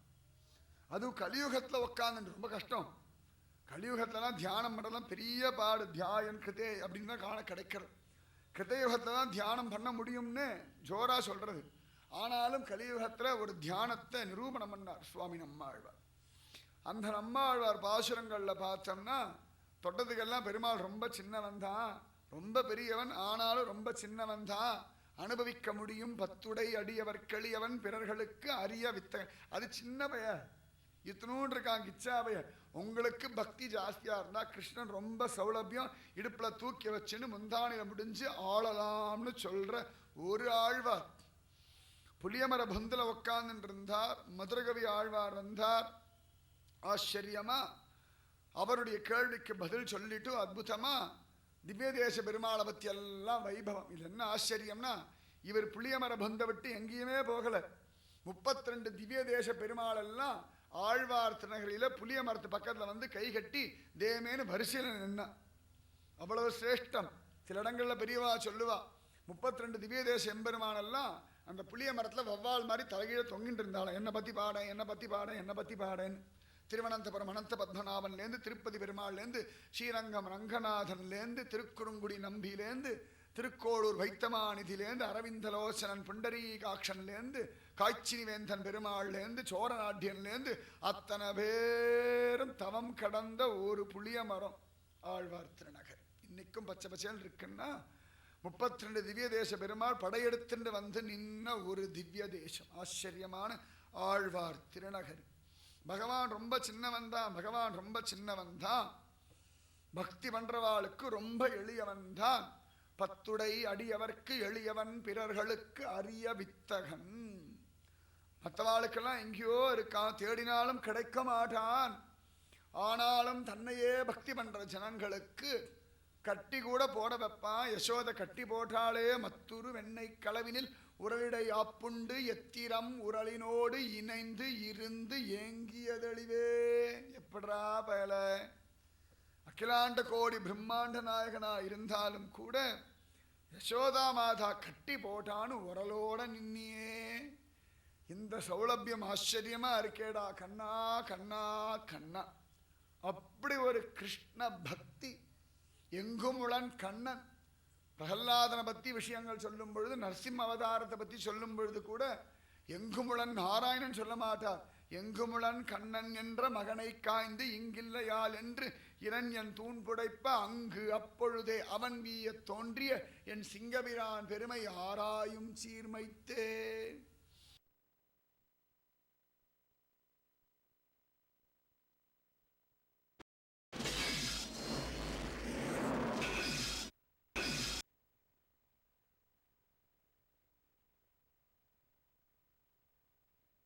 ஆச்சரியமான ஒரு நம்மாழ்வார். 16 வருஷம் பேசாம இருந்தார். மீதி 16 வருஷத்துல திருவாய்மொழி இதெல்லாம் சொன்னார். 32வது வயசுல பரமபதிச்சுட்டார். அவ்வளவு சிரேஷ்டமான ஒரு நம்மாழ்வார். அந்த நம்மாழ்வார்னா சுவாமி ராமானுஜருக்கு கொள்ளாசை. ஈதோ திருநகரி இதுவோ பொருணை அப்படிதான் கேட்பார். ஈதோ பொருணை இதுவோ திருநகரி இதுவோ பரமபதத்தி எல்லை இதுவேதான் சுவாமி ராமானுஜருடைய திருவாக்கு. இதுவா ஆழ்வார் திருநகரி, இதுவா தாமிரபரணி, அச்சோ இதுதான் பரமபதத்தி எல்லை. இதுதான் நிஜமாவே வைகுந்தத்துடைய எல்லை எங்கடா ஆரம்பம்னா ஆழ்வார் திருநகர்லேருந்து தான். சுவாமி ராமானுஜர் சொல்றார், ஆழ்வார் திருநகர் நுழைஞ்சாச்சுன்னா அங்கேருந்து வைகுந்த எல்லையா, அதுக்குள்ள நுழைஞ்சாச்சுன்னா வைகுந்தம் தானா. இதுவோ திருநகரி ஈதோ பொருணை இதுவோ பரமபதத்தி எல்லை இதுவேதான். ஆச்சரியமா வேதம் பகிர்ந்திட்ட மெய்ப்பொருளின் உட்பொருளை ஓதும் சடகோபன் ஊர். எங்க நம்மாழ்வாருடைய ஊராட்சி இதுன்னு சுவாமி ராமானுஜரும் மெய்சிலிர்த்து போனதான ஒரு நம்மாழ்வார். அவ்வளவு தூரம் பூமண்ணு மாது பொருந்திய மார்பன் புகழ்மலிந்த பாமண்ணு மாறன் அடிபணிந்து இந்தவன். சுவாமி ராமானுஜருடைய பெருமையை பற்றி சொல்லும் பொழுது ராமானுஜ நூற்றந்தாதி முதல் பாசுரத்திலேயே பூமண்ணு மாது பொருந்திய மார்பன் புகழ்மலிந்த பாமண்ணு மாறன் அடிபணிந்து இந்தவன். தாயார பக்ஷஸ்தலத்தில் வச்சென்றிருக்கிற பெருமாள் அவனை பாடும்படியான நம்மாழ்வார் அவர்களுடைய திருவடியை அடிபணிஞ்சு கிடக்கிற எங்கள் ராமானுஜன்னு தான் அந்த பாசுரத்துடைய அர்த்தம். பூமண்ணு மாது பொருந்திய மார்பன் புகழ்மலிந்த பாமண்ணு மாறன் அடிபணிந்து உய்ந்தவன் பல்கலையோர் தாம் மன்ன வந்த ராமானுசன் சரணாரவிந்தம் நாம் மன்னி வாழ நெஞ்சே சொல்லுவோம் அவன் நாமங்களே. ராமானுஜா ராமானுஜான்னு சொல்லலாம். அப்படி ஒரு பாசுரம். அவ்வளவு சிரேஷ்டன் இந்த சுவாமி ராமானுஜர். மதுரகவி ஆழ்வார் கூட சுவாமி நம்மாழ்வார் பரமபதிச்ச பிறகு தேவரியுடைய மூர்த்தி இல்லாம கஷ்டமா இருக்கு, அதனால எனக்கு தேவரியுடைய விக்கிரகம் ஒண்ணு வேணும்னுட்டார். உடனே சுவாமி நம்மாழ்வார் சொன்னார், தாமிரபரணி ஆத்து ஜலத்தை காய்ச்சு ஒரு மூர்த்தி கிடைக்கும், அதை கொண்டு பூஜை பண்ணுட்டார். உடனே தாமிரபரணி ஆத்து ஜலத்தை காய்ச்சினா ஆச்சரியமான ஒரு மூர்த்தி. ஆனா அது நம்மாழ்வார் இல்லை. அவர் பார்த்தார், இது உங்களை மாதிரி இல்லையே ஆச்சாரியரே அப்படின்னுட்டார். உடனே சுவாமி நம்மாழ்வார் சிரிச்சுண்டு அவர் பரமபதிச்ச பிறகு பிரத்யட்சமா வந்து பேசுறார். இது பின்னாடி வரக்கூடிய உத்தமமான ஒரு ஆச்சாரியனுடைய விக்கிரகம் தனியாக எடுத்து வை, திரும்ப தாமிரபரணி ஜலத்தை காய்ச்சி என் ரூபம் கிடைக்கும்னு சொல்ல 2வது வாட்டி காய்ச்சினார். அந்த ரூபம் தான் இன்னைக்கும் ஆழ்வார் திருநாள் நம்ம எல்லாம் பூஜை பண்ணிட்டு இருக்கிறோம். குறவன் கொண்டையெல்லாம் வச்சு வைகாசி விசாக திருநாளெல்லாம் கொண்டாடுறது தாமிரபரணி நதி ஜலத்தை காய்ச்சி வந்த அந்த மூர்த்தி தான். அத்தனை சிரேஷ்டம் தாமிரபரணி. நம்மாழ்வார் ரூபத்தை கொடுத்ததே தாமிரபரணி தான். அவ்வளவு சிரேஷ்டமான ஒரு ஜலத்தை நினச்ச போது குடிக்கிறள், நினச்ச போது குளிக்கிறள், ஆத்தங்கர ஓரத்தில் உட்காந்து சாப்பிட்டுட்டு வரல்னா உத்தமமான ஒரு தாமிரபரணி ஜீவநதி. அந்த முதல்ல வந்த மூர்த்தி வேற யாரும் இல்லை, சுவாமி ராமானுஜருடைய ரூபம். நம்மாழ்வார் காலம், மதுரவி ஆழ்வார் காலத்திலேயே சுவாமி ராமானுஜர் வரப்போறான்னு தெரிஞ்சதுன்னா பவிஷ்யதாச்சாரியாரிடத்துல இவள் சொல்றா. அப்படி ஒரு ராமானுஜரிடத்துல பெண் பிள்ளை சொல்றா, அவன் சிறியன் என்றேனோ ஆழ்வாரை போலே. சில இடங்கள்ல நான் சிறியன் என்றேனோ ஆழ்வாரை போல, அப்படி ஒரு வச்சனமும் காண கிடைக்கிறது. ஆழ்வார் சொல்றதுக்கெல்லாம் நான் சாதாரணப்பட்டவன், நான் நீசன், நான் பாபி, நான் பாபம், இப்படிதான் பேசுவா. ஆக மொத்தத்தில் அந்த ஆழ்வார மாதிரி ஒரு பக்தியோ சத்தையோ எனக்கு இல்லையே. நான் எந்த விதத்தில் வசத்தி, நான் சிறியன் என்றேனோ அவன் சிறியன் என்றேனோ ஆழ்வாரை போலேன்னு ஒரு வாக்கியத்தை சொன்னான். சுவாமி நம்மாழ்வாருடைய வைபவத்தை கேட்டு ராமானுஜர் கண்கள்ல ஆனந்த பாஷ்பம். தன்னை மறந்து மெய்சிலிர்த்து போக இவள் உடனே அடுத்த வாக்கியத்தை சொல்லிட்டா, ஏதேனும் என்றேனோ குலசேகரரை போலே. நம்மாழ்வார் அனுபவிச்சாள். உடனே எங்கேந்தோ கேரள தேசத்துல வஞ்சிக்களத்துல பிறந்து ராஜகுலத்துல வாழ்ந்த ஒரு குலசேகர மன்னன், குலசேகர பெருமாள்னு தான் அவரை சொல்லுவா. ஏன்னா பகவான் ராமனுடைய திருநக்ஷத்திரம் தான் அந்த குலசேகர ஆழ்வாருக்கு. அவனை போலவே இவரும் சத்திரியன் தான். ஆச்சரியமான ஒரு பெருமாள் ராமன், ஆச்சரியமான ஒரு பக்தர் குலசேகர ராஜன். அற்புதமான குலசேகர ராஜா கேரள தேசம் வஞ்சிக்களத்தில் பிறந்தவர். சேரகுலத்து ராஜனா குலசேகரன், சேரகுலத்துக்கு பூஷணமான ஒரு மணி போல, அதனால குலசேகரன் ஒரு திருநாமம். அந்த ராஜாவுக்கு திருப்பதி பெருமாள் மேல அப்படி ஒரு பிரீத்தி, மலையப்ப சுவாமியினிடத்துல விசேஷமான ஒரு பிரீத்தி.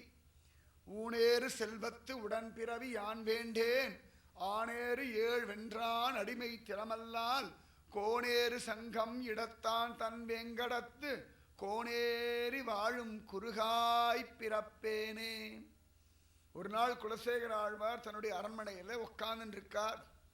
அப்ப திருப்பதி பக்கம் பார்த்துட்டு உட்காந்து, திருப்பதி எந்த திசையில் இருக்கோ அந்த திசையை நோக்கி இப்படி பார்த்துண்டு, ஹே திருப்பதி பெருமாளே, என்னைக்கு இந்த ஜீவன் உன்னை பார்க்க போகிறது? ராஜபதவி கிடைச்சதுனாலேயே உன்னை வந்து பார்க்க முடியாம இப்படி தண்டத்துக்கு உட்கார்ந்து இருக்கேன்னு கதறி அழறார். அப்ப அந்த திசையிலேருந்து ஒரு பக்ஷி இவர் மேல பறந்து போச்சு. உடனே அவர் மனசுக்குள்ள, ஓஹோ, இது ஒருவேளை திருப்பதியில வாழக்கூடிய நாரைன்ற பக்ஷியோ, எவ்வளவு பெரிய பாக்கியம், நான் ராஜபதவி அடைஞ்சு செல்வந்தனா இருந்து மனுஷ சரீரம் கிடைச்சி திருப்பதி பெருமாள் அனுபவிக்க முடியலையே. இந்த மாதிரி நாரைகள் எல்லாம் திருப்பதியிலேயே பிறந்து திருப்பதியிலேயே வாழ்ந்து திருப்பதியிலேயே கல்யாணம் குழந்தைகளோட இருந்துண்டு திருப்பதியிலேயே உசிர விடுறதே, இந்த பாக்கியம் எனக்கு கிடைக்கலையே, இவ்வளவு தண்டமா இருக்கேனே. ஊனேறு செல்வத்து உடன் பிறவி யான் வேண்டேன், ஆனேறு ஏழ் வென்றான் அடிமை திறமல்லால், கூனேறு சங்கம் இடத்தான் தன் வெங்கடத்து, கோணேறி வாழும் குழுகாய் பிறப்பேனே. எனக்கு எதுவுமே வேண்டாம், மனுஷ சரீரம் கிடைச்சதுன்னா கிருஷ்ணதாசனா இருந்து கைங்கரியம் பண்ணணும்.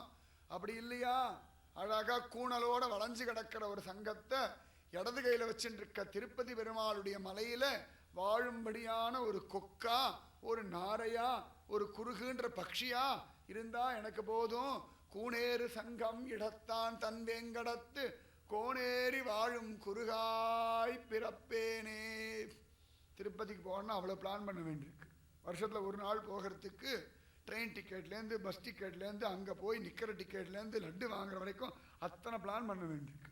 இத்தனை பிளான் பண்ணாலும் கேரண்டி அவரை பார்ப்போமான்னு தெரியாது. அப்படியே பார்த்தாலும் ஒரு நிமிஷத்துக்குள்ளே ஜரகண்டி, இவ்வளவு பாடு. அதுக்குள்ளே நேரமாக ட்ரெயினை பிடிக்கணும், பஸ்ஸை பிடிக்கணும், கடை கடை கடைன்னு ஓடி வரணும். ஓடி வந்துடாப்பா அடா இந்த வருஷம் திருப்பதி போயிட்டு வந்தேன், ஒரு தடவை போயிட்டு இது அட்டகாசம். ஆனால் அங்கே சில பட்சிகள்லாம் இருக்கும், காத்தால கண்ணை முழிக்கிறதே கோவிந்தா கோவிந்தான்னு யாராவது கத்தினே இருப்பாங்க. 24 மணி நேரம் யாராவது மலை ஏறின்னு இருப்பா, யாராவது கோவிந்தா கோவிந்தா கோவிந்தான்னு கத்தின்னு இருப்பா. நம்ம மனுஷனாக இருந்து 5 கோவிந்தா சொல்றதுக்குள்ளே உடம்பு களைச்சி போயிடுது. அங்கே நாரையா இருந்தோம்னா யாராவது கோவிந்தா கத்தின்னு இருப்பா, அது காதில் விழுந்துட்டே இருக்கும். நாமசங்கீர்த்த வைபவத்தை அனுபவிச்சுட்டே இருக்கலாம். ரொம்ப தாகமாக இருக்கா, சுவாமி புஷ்கரில் போய் அழகாக தீர்த்தம் சாப்பிடலாம். ரொம்ப வசிக்கிறதா, ஏதான பெருமாள் பிரசாதம் எங்கேயாவது போடுவான், அதை போய் கொத்தி சாப்பிடலாம். ரொம்ப பறந்து பறந்து போர் அடிக்கிறதா, பெருமாளுடைய அந்த கோவில் கோபுரத்து மேலேயே உட்காந்துடலாம். உள்ளதான் நுழைய முடியாது.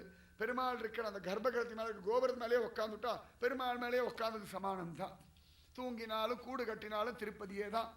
என்னைக்காவது ஒரு நாள் மரத்து மேலே அப்படி உட்காந்து இருக்கும்பொழுது சமயத்தில் பார்த்தா ராத்திரி ஆயிடுத்துனா பெருமாளும் பத்மாவதி தாயாரும் ஏகாந்தமாக திருமலையில் உலா வருவாள். பிரம்மோத்சவத்தும் போது அவா வர்றது அர்ச்சாவதார் ரூபத்தில். அது இல்லாமல் தனியாக ஏகாந்தமாக பிரத்யட்சமாக அப்படி அலைவா. இன்றைக்கும் பார்க்குற பக்தர்கள் கோடி பேர் உண்டு. நம்ம ஏதோ கணக்கு பண்ணிட்டு வரோம். அங்கேயும் போயிட்டு எல்லாருக்கும் பெரிய ஆசை, திருப்பதியில் எப்படி பைசா என்றா இது பார்க்குறதே ஒரு கூட்டம் போயிட்டு வருது. அங்கே போய் பெருமாளை பார்ப்பா 5 நிமிஷம் 10 நிமிஷம் 20 நிமிஷம் நிற்கலான்னு தோணாது. இங்கே தான் சல்லடை போட்டு சலிக்கணாங்களாம். என்னத்தை சலிக்கிற, பாவத்தை சலிக்கிறதுக்கு அங்கே போயிட்டு அங்கேயும் போயிட்டு 50 காசு 1 ரூபா 5 ரூபாவை சலிக்கிறத பார்த்துட்டு எவ்வளோ பணம் பார்த்தியா, எத்தனை பேர் உட்காந்துருக்கா பார்த்தியா. மலையப்பனை பார்த்து அவன் அனுபவிக்கிறத விட்டுட்டு அங்கேயும் பணத்தையே பார்க்குற கையாலாகாத கூட்டமாக இருக்கே. இந்த கொடுமையெல்லாம் அந்த பட்சிகளுக்கு கிடையாது. அழகா எங்கேயாவது ராத்திரியில் மரத்து மேலே உட்காந்துருக்கும், திடீர்னு தேஜோமயமாக கீழே ஏதானோ தெரியும். ஏன்னா ஏதோ கீழே தெரியும், தலையை குனிஞ்சு பார்த்தா பெருமாளும் தாயாரும் விளையாடின்னு இருப்பா. போதுமே, இப்படி ஒரு காட்சி கிடைக்கும். ஆனந்தமாக எங்கேயாவது மரத்தில் உட்காந்துருக்க சமயத்தில் பக்கத்தில் ஏதான ஒரு கிளி வந்து அழகாக அது வாடு கத்தின்னு இருக்கும். இது என்னடா கிளின்னு திரும்பி பார்த்தா ஒரு சுகபிரமும் உட்காந்துன்னு இருக்கும். நமக்கு தெரியாது, நம்ம மனுஷனாக போயிட்டு இறங்கி வரோம். ஒரு பட்சியாக இருந்தால் சுகபிரமம் ஒரு கிளி வேஷத்தில் வருவார். இல்லைனா ஒரு கருடன் வந்து உட்காரோ, பக்கத்தில் பார்த்தா கருட ஆழ்வாராக இருப்பார். இல்லைனா ஒரு குரங்கு தாவின்னு இருக்கும், ஆஞ்சநேய மூர்த்தியாக இருப்பார். இந்த பாக்கியம் எல்லாம் திருமலையிலே இருக்கிற ஒரு பட்சிக்கு கிடைக்குமே வழிய வருஷம் ஒரு தடவையோ 2 தடவையோ போயிட்டு வர நமக்கு கிடைக்கிறது இல்லையே. மலை ஏற சோம்பேறித்தனமாக இருக்குது, கை கால் களைச்சி போயிடுறது. எல்லாம் அழகாக பஸ் ஏறி போயிடுறோம். அங்கே போனால் ரொம்ப நேரம் நிற்க வேண்டாம். விவிஐபி தரிசனம், 1000 ரூபாய் தரிசனம், டிக்கெட் வாங்குவோம், கடகடன் பார்ப்போம், கடகடன் இறங்குவோம். ஜன்மாதான் வேகமாக போகிறது. தெய்வ தரிசனமாவது பொறுமையாக நடக்கணும், அதுக்கும் வழி இல்லை. இதை விட ஊனேறு செல்வத்து உடன் பிறவி ஆண் வேண்டேன், ஆனேறு 7 வென்றான் அடிமை திறமல்லால், கூனேறு சங்கம் இடத்தான் தன் வெங்கடத்து, கோனேறி வாழும் குறுகாய் பிறப்பேனே. ஒன்று அந்த பட்சியாக இருக்கணும். இந்த பட்சியாக இருந்தால் கூட உடம்பு இப்படி பறந்துட்டே கிடக்கும். இதை விட ஆச்சரியமாக மீனாய் பிறக்கும் விதையுடையேன் ஆவேனே. ஒரு மீனாக இருந்தாச்சுன்னா அந்த ஜலத்தை விட்டு கிளம்ப முடியாது, அங்கேயே கிடக்கணும். அப்படியே எடுத்தாலும் இந்த மீன் உடம்புல ஜலப்பசை இருக்கிற வரைக்கும் தான் உசுரோடு இருக்கும். அதுக்கப்புறம் உசுறு போயிடும். அது எவ்வளோ நேரம் துடிச்சுட்டு இருக்கும்னா அது உடம்புல அந்த ஜலத்துடையதான பலம் இருக்கும். அந்த உடம்புல ஜலம் ஒட்டிட்டு ஈரம் இருக்குமே, அது வரைக்கும் உயிர் இருக்கும். அதுக்கப்புறம் உயிரை விட்டுடும். அந்த மாதிரி அந்த மீனாக இருந்துட்டோம்னா பரமசுக்கம். அதில் எப்பயாவது யாராவது ரிஷிகள் வருவா, ஞானிகள் வருவா. ஒரு சுவாமி ராமானுஜர், ஆள வந்தார், திருக்கட்சி நம்பிகள், இல்லைன்னா பெரிய திருமலை நம்பிகள், சங்கரர், மத்வர், யாரோ ஒரு மகாத்மா வருவா. அவள் அந்த குளத்தை இறங்கி பெருமாளை நினச்சி அழகாக ஒரு முங்கு போடுவா. அப்போ நமக்கே தெரியும் அவள் காலை போய் ஒரு கடி கடிக்கணும். மீனா ஒரு கடி கடிக்க, அவள் கோவிந்தான்னு ஒரு கத்து கத்த, அவள் காலை கடிச்ச தொட்டாலே பரமபாக்கியம். ஒரு கடி கடிச்சா கேட்கணுமா? அவள் கோவிந்தான்னு சொல்ல அங்கு அப்பொழுதே மோட்சம்.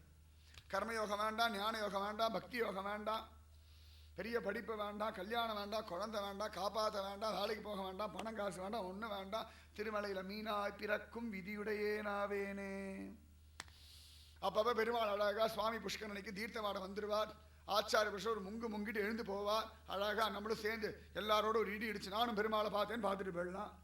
இங்கே பெருமாள் தூரத்தை 7 கதவுக்கு அந்த பக்கம் நிற்கிறா, அதுக்கே ஜலகண்டின்றா. இந்த மீனா இருந்தோம்னா பரம சுகம்தான். மீனாய் பிறக்கும் விதியுடையேனாவேனே. இல்லையா, செண்பகமாய் நிற்கும் நிலையுடையேனாவேனே. ஒரு செண்பக மரமாக நிற்க, அதுலேருந்து ஒரு 4 புஷ்பம் விழ, அந்த புஷ்பத்தை யாரா பக்தன் கொண்டு போய் பெருமாள் திருமேனியில் சேர்க்க, ஹா செண்பக புஷ்பம் நன்னா இருக்கேன்னு பகவான் மோந்து பார்க்க, இந்த செண்பக புஷ்பம் எந்த மரம்னு தாயார் கேட்க, அந்த மரம்னு பெருமாள் காட்ட, தாயாரும் பார்க்க பெருமாளும் பார்க்க, போதுமே போதுமே. என்னமோ மனுஷ ஜென்மம் வசத்தின்றோம். ஆனால் நிஜமாவே திருமல் நமக்கு நம்ம உடம்புலேருந்து பெருமாளுக்கு கொடுக்கறதுன்னு என்ன இருக்குது சொல்லுங்க பார்க்கலாம். நல்லதா? எல்லாம் அழுக்குடம்பு, எச்சில் வாய், மல்ல மூத்திரம் மாமிச பிண்டம் வியர்வை நாற்றம் ஊத்த வாய் உள்ளுக்குள்ள இருக்கிறது மலம் மூத்திரம் எலும்பு சத ரத்தம் முடி சீழ். இதை தவிர வேற என்ன இருக்கு? இதை விட ஒரு செண்பக மரமா இருந்தா மனம் வீசக்கூடிய ஒரு 4 புஷ்பத்தை கொடுத்து விழுந்து தொலைச்சாலும் பரவாயில்ல. ஒரு 4 பூ பெருமாள் திருமேனியில சேரும்னா மரமா நிக்கலாம். மனுஷனா இருந்து உடம்பு ஏசி ரூம்ல வச்சுண்டு ஃபேன் எல்லாம் போட்டுண்டு பரம சுகமா சென்ட் எல்லாம் அடிச்சுண்டு சந்தனம் எல்லாம் பூசிண்டு பவுடர் எல்லாம் போட்டுண்டு விட விடமா ஆட வஸ்திரம் எல்லாம் உடுத்திண்டு பெருமாள் முன்னாடி கைகூப்ப கூட தோண மாட்டேங்கிறது. இதை விட திருமலையில் ஒரு செண்பக மரமா இருந்து பெருமாள் திருமேனியில ஒரு அரை மணி நேரம் வாழக்கூடிய ஒரு செண்பக புஷ்பத்தை தரக்கூடிய மரமா இருந்தா கூட பாக்கியம் தான். அதுவும் இல்லையா, குலசேகராழ்வார் ஒரு ராஜாதி ராஜனா இருந்து இப்படி ஒரு பாசுரங்கள் சொல்றார். நிஜமாவே நம்ம மனுஷனா இருந்து பக்தி பண்றதே கஷ்டம்னு சொல்லிட்டு இருக்கோம். அவர் எந்த நிலைமையா இருந்தாலும் பக்தி பண்ணுவேன்னு ஒரு அடம் சொல்றார். தம்பகமாய் நிற்கும் தவமுடையேனாவேனே. சில இடங்கள்ல பார்த்தோம்னா இந்த இடி விழுந்த மரம் இருக்கும், அது முறிஞ்சு விழாது, மொட்டை மரமா நிற்கும், தலை ஒன்றும் இருக்காது, அது பாட்டுக்கு பட்டை மரமா நின்றுட்டே இருக்கும். அதனால அதுக்கும் பிரயோஜனம் இல்லை, அடுத்த ஆளுக்கும் பிரயோஜனம் இல்லை. அந்த மாதிரி யாருக்குமே பிரயோஜனம் இல்லாத ஒரு மரமா திருமலையில நின்னாலும் பரம பிரயோஜனம் தான். தம்பகமாய் நிற்கும் தவமுடையேனாவேனே, நிலையாய் கிடக்கும் நெறியுடையேனாவேனே. திருமலையில ஒரு ஒத்தையடி பாதையா இருந்தா கூட எனக்கு சந்தோஷம். அந்த ஒத்தையடி பாதையில ஒரு சுகபிரமம் நடக்கட்டுமே, ஒரு ஹாத்திராம் பாவாஜி நடக்கட்டுமே, ஒரு சுவாமி ராமானுஜரோ சுவாமி ஆள வந்தார் யாரோ ஒருத்தர் நடக்கட்டுமே. அத்தனை பக்தர்கள் நடக்கும் பொழுது கோவிந்தா கோவிந்தா கோவிந்தா சொல்லிட்டு போவா. அத்தனை பேருடைய திருவடி தூளி நம்ம மேல படுமே. தொத்பிருத்ய பிருத்ய பரிச்சாரக பிருத்ய பிருத்ய பிருத்யஸ்ய பிருத்ய இதிமாம் ஸ்மர லோகநாத மஜ்ஜன்மனக பலமிதம் மதுகைடபாரே மத் பிரார்த்தனீய மதனுக்கிரக ஏஷ ஏவ தொத்பிருத்ய பிருத்ய பரிச்சாரக பிருத்ய பிருத்ய பிருத்யஸ்ய பிருத்ய இதிமாம் ஸ்மர லோகநாத. முகுந்தமாலால் அதே குலசேகர ஆழ்வார் சொல்றார், எனக்கு ஒண்ணு வேண்டாம், உன் அடியவர்கள் கூட்டத்தில் கடைசியில இருக்கிற ஒரு அடியவனாக நீ என்னை ஸ்மரிச்சா போதும், என் ஜென்மால இது ஒண்ணுதான் பாக்கியம்ன்றார். மனுஷனா இருந்து இந்த வினயம் வரமாட்டேங்கிறது. ஒத்தையடி பாதையா இருந்து எல்லா பக்தர்களும் நம்மளை மிதிச்சுண்டே போக கோவிந்தா கோவிந்தான்னு சொல்ல இதுவே பரமசுகமா இருக்கும். நிறையாய் கிடக்கும் நெறியுடையேனாவேனே. அண்ணனைய பொற்குவடாம் அழகா ஒரு சிக்கனமா இருந்து திருமலை கோவிலையே தாங்கிட்டு இருந்தா சுகமா இருக்குமே. காணாராய் பாயும் கருத்துடையே நாவேனே. திருமலையிலேயே உற்பத்தியாகி திருமலையிலேயே முடியும்படியா ஒரு நதியா இருந்தா போதும். திருமலையில பார்த்தோம்னா நல்ல மழை காலத்துல அங்கங்க அருவி அருவியா கொட்டும், எங்கேருந்து ஆரம்பிக்கிறது தெரியாது. ஆனா அதெல்லாம் திருமலை முடியறதுக்கு முன்னாடியே வத்தி போயிடும். அந்த மாதிரி திருமலையிலேயே உற்பத்தியாகி திருமலையிலேயே முடியக்கூடிய ஒரு காணாரா இருந்தாலும் எனக்கு போதும். இப்படி ஒவ்வொன்றா சொல்லிண்டே வந்தார். செடியாய வல்வினைகள் தீர்க்கும் திருமாலை நெடியானை வேங்கடவானின் கோயிலின் வாசல் அடியாரும் வானவரும் மரம் பயரும் கிடந்தியங்கும் படியாய் கிடந்து உன் பவளவாய் காண்பேனே. இத்தனையும் தரலைனாலும் பரவாயில்லடா, கர்ப்ப கிரகத்து பக்கத்தில் இருக்க ஒரு படியா என்ன மாத்திடு. பெருமாள் கேட்டாராம், படியா கிடந்து என்னடா பண்ண போற, என்ன பிரயோஜனம்? எல்லாரும் வந்து என் மேல நிப்பா, அகம்பாம் வரவே வராது. எல்லாரும் மிதிச்சுட்டே கிடப்பா, கோவிந்தா சொல்லிகிட்டே இருப்பா, அகம்பாம் வரவே வராது. ராத்திரி ஆடுனா பட்டர் கூட கதவை தாபா கொண்டு போயிடுவார். நீ உண்டு நான் உண்டு உன் செங்கனி வாய் உண்டு, எனக்கு அது போதும். படியாய் கிடந்து உன் பவளவாய் காண்பேனே. செடியாய வல்வினைகள் தீர்க்கும் திருமாலே நெடியானே வேங்கடவா நின் கோயிலின் வாசல் அடியாரும் வானவரும் மரம் பயரும் கிடந்தி அங்கும் படியாய் கிடந்து உன் பவளவாய் காண்பேனே. யாரும் வெளில போன்னு சொல்ல மாட்டா, யாரும் ஜரகண்டின்னு சொல்ல மாட்டா, எதை மாத்தினாலும் அந்த படியை மாற்ற மாட்டா. அதனாலதான் இன்னி வரைக்கும் பெருமாள் கோவில்ல பகவான் பக்கத்துல இருக்கிற படிக்கு குலசேகரன் படின்னு ஒரு திருநாமம். இத்தனையும் சொன்னார், இருந்தாலும் மனசு கொஞ்சம் திருப்தி ஆகல. என்னமோ இன்னும் இன்னும் இன்னும் ஏதானும் இருந்தா நன்னா இருக்குமே. எதுவுமே வேண்டாம், ஆனாத செல்வத்து அறம்பெயர்கள் தரசூழ வானாலும் செல்வமும் மண்ணரசும் யான் வேண்டேன். தேனார் பூஞ்சோலை திருவேங்கடச் சுனையில் மீனாய் பிறக்கும் விதியுடையேனாவேனேன்னு இத்தனையும் சொல்லிட்டு வந்தார். படியாய் கிடந்து உன் பவளவாய் காண்பேனேன்னு சொல்லியாச்சு.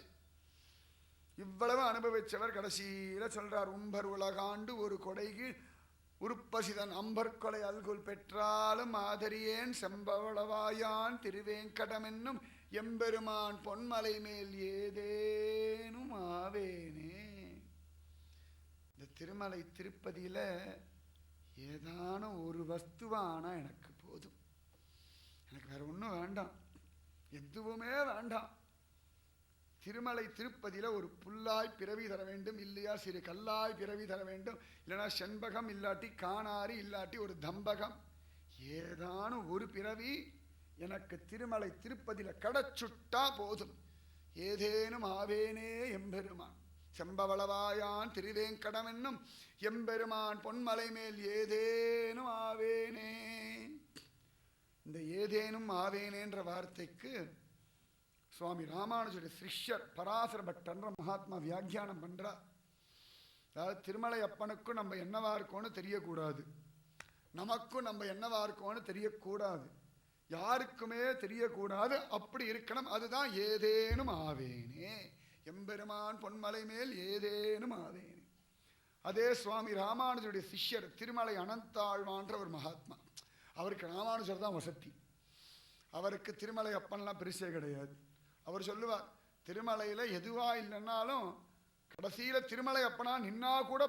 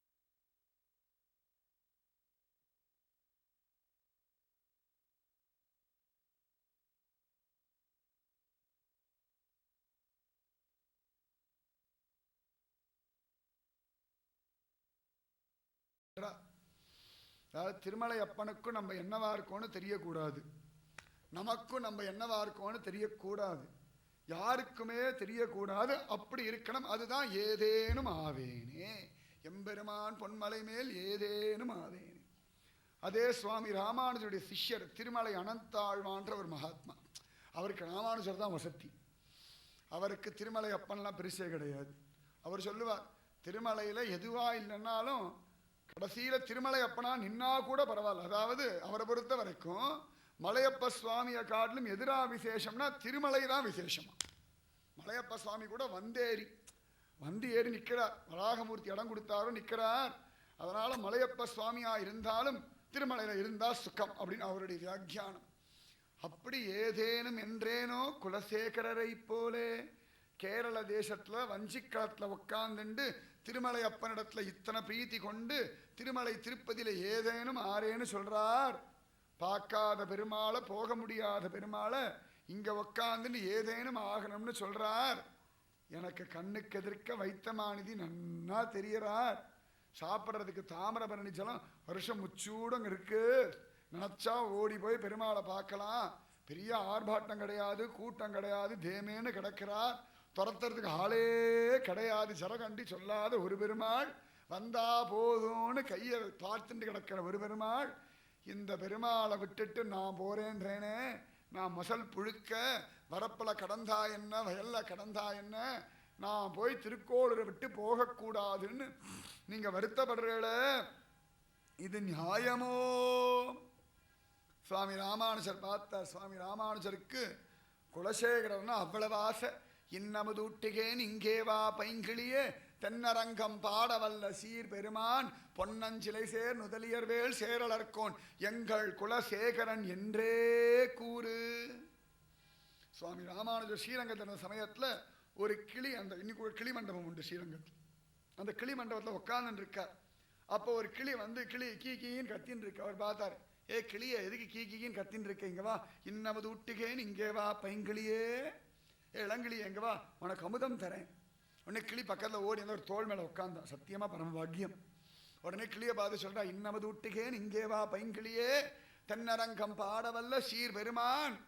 ஸ்ரீரங்கத்தை அற்புதமா பாடக்கூடியவர் நம்ம குலசேகரன். பொன்னஞ்சிலை சேர் நுதலியர்வேல் சேரலர்கோன், ஸ்திரீகள்லாம் மயங்கும்படியான அழகான ரூபமுடைய குலசேகரன். ஆனாலும் தாசர்கள் குலத்துக்கு அவர்தான் குலசேகரன். பொன்னஞ்சிலை சேர் நுதலியர்வேல் சேரலர்கோன், எங்கள் குலசேகரன் என்றே கூறு. நீ ராமா சொல்ல வேண்டாம், கிருஷ்ணா சொல்ல வேண்டாம், ரங்கா சொல்ல வேண்டாம், குலசேகரா குலசேகரா குலசேகரா குலசேகரான்னு சொன்னியோ உனக்கு தேவாமிருதமே தருவேனுட்டா.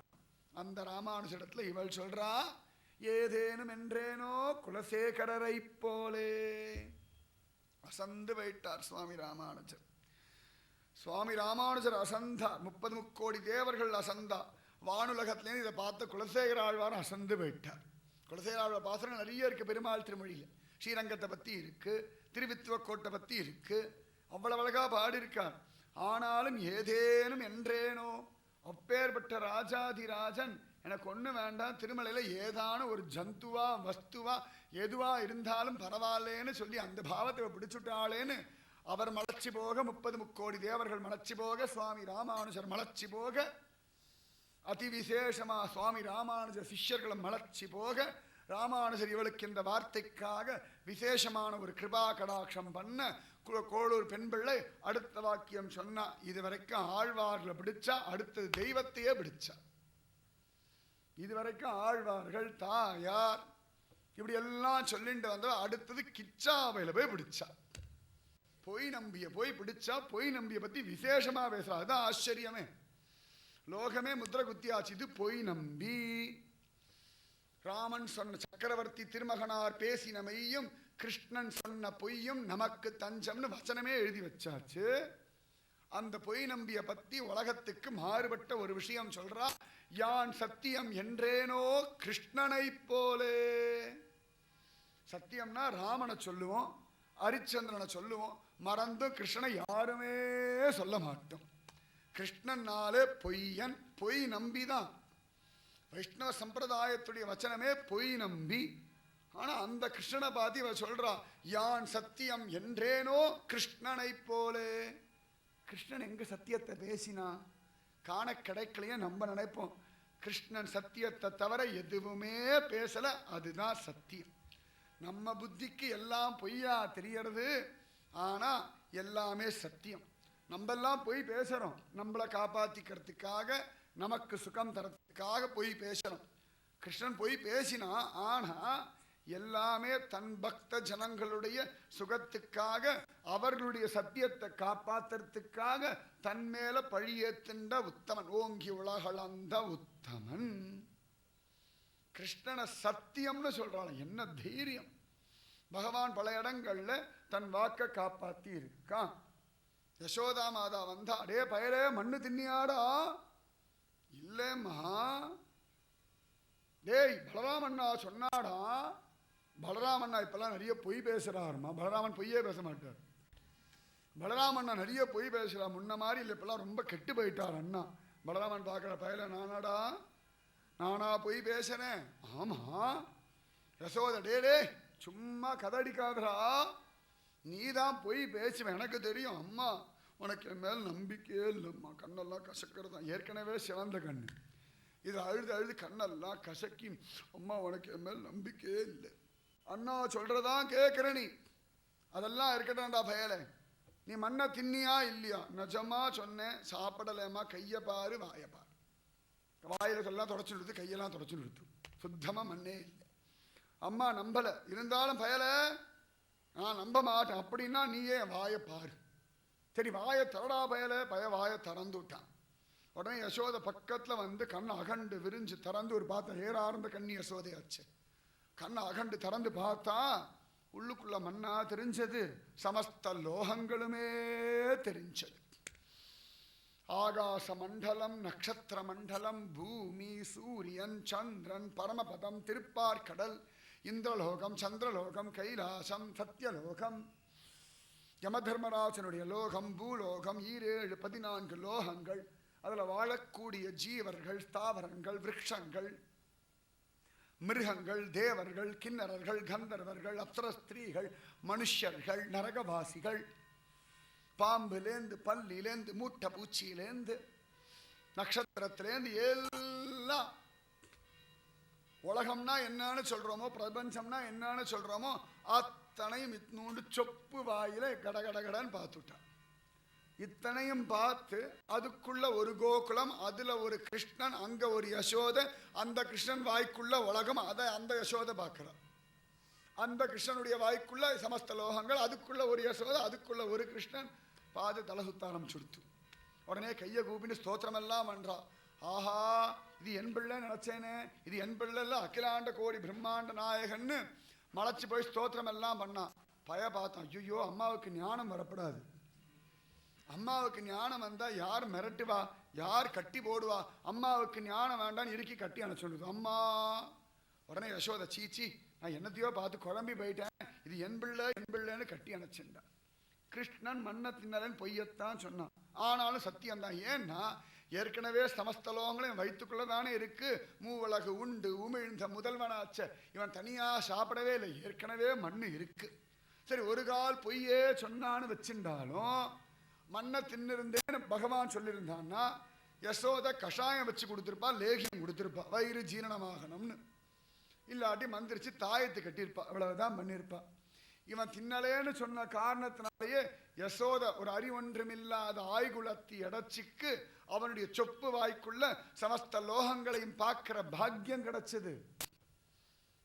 விசா இல்லாம பாஸ்போர்ட் இல்லாம எல்லா ஊரையும் பார்த்துட்டான். பைசா செலவு பண்ணாம இருந்த இடத்துல உட்காந்துண்டு, ஒரு லக்கேஜ் இல்லாம, செக்யூரிட்டி செக் எல்லாம் ஒன்றும் இல்லாம அழகா உட்கார்ந்த இடத்துல சமஸ்த லோகங்களையும் பரமபதம் வரைக்கும் பார்த்தான். சாதாரணமாக சொல்லும்பொழுது உலகளந்த பெருமாள் பெரியவர், ரொம்ப சின்னவர், கஷ்டப்பட்டு வளர்ந்து கஷ்டப்பட்டு உலகத்தளந்தார். அவரை விட பெரியவர் யாருன்னா வராகமூர்த்தி. அவர் மூக்கு நுனியில பூமி அழுக்கு மாதிரி ஒட்டின்றது, கடுகு மாதிரி இருந்து காண கிடைக்கிறது. இவா 2 பேரை விட பெருசு யாருன்னா கிச்சா பையதான், வாய்க்குள்ள எல்லாத்தையும் காட்டு.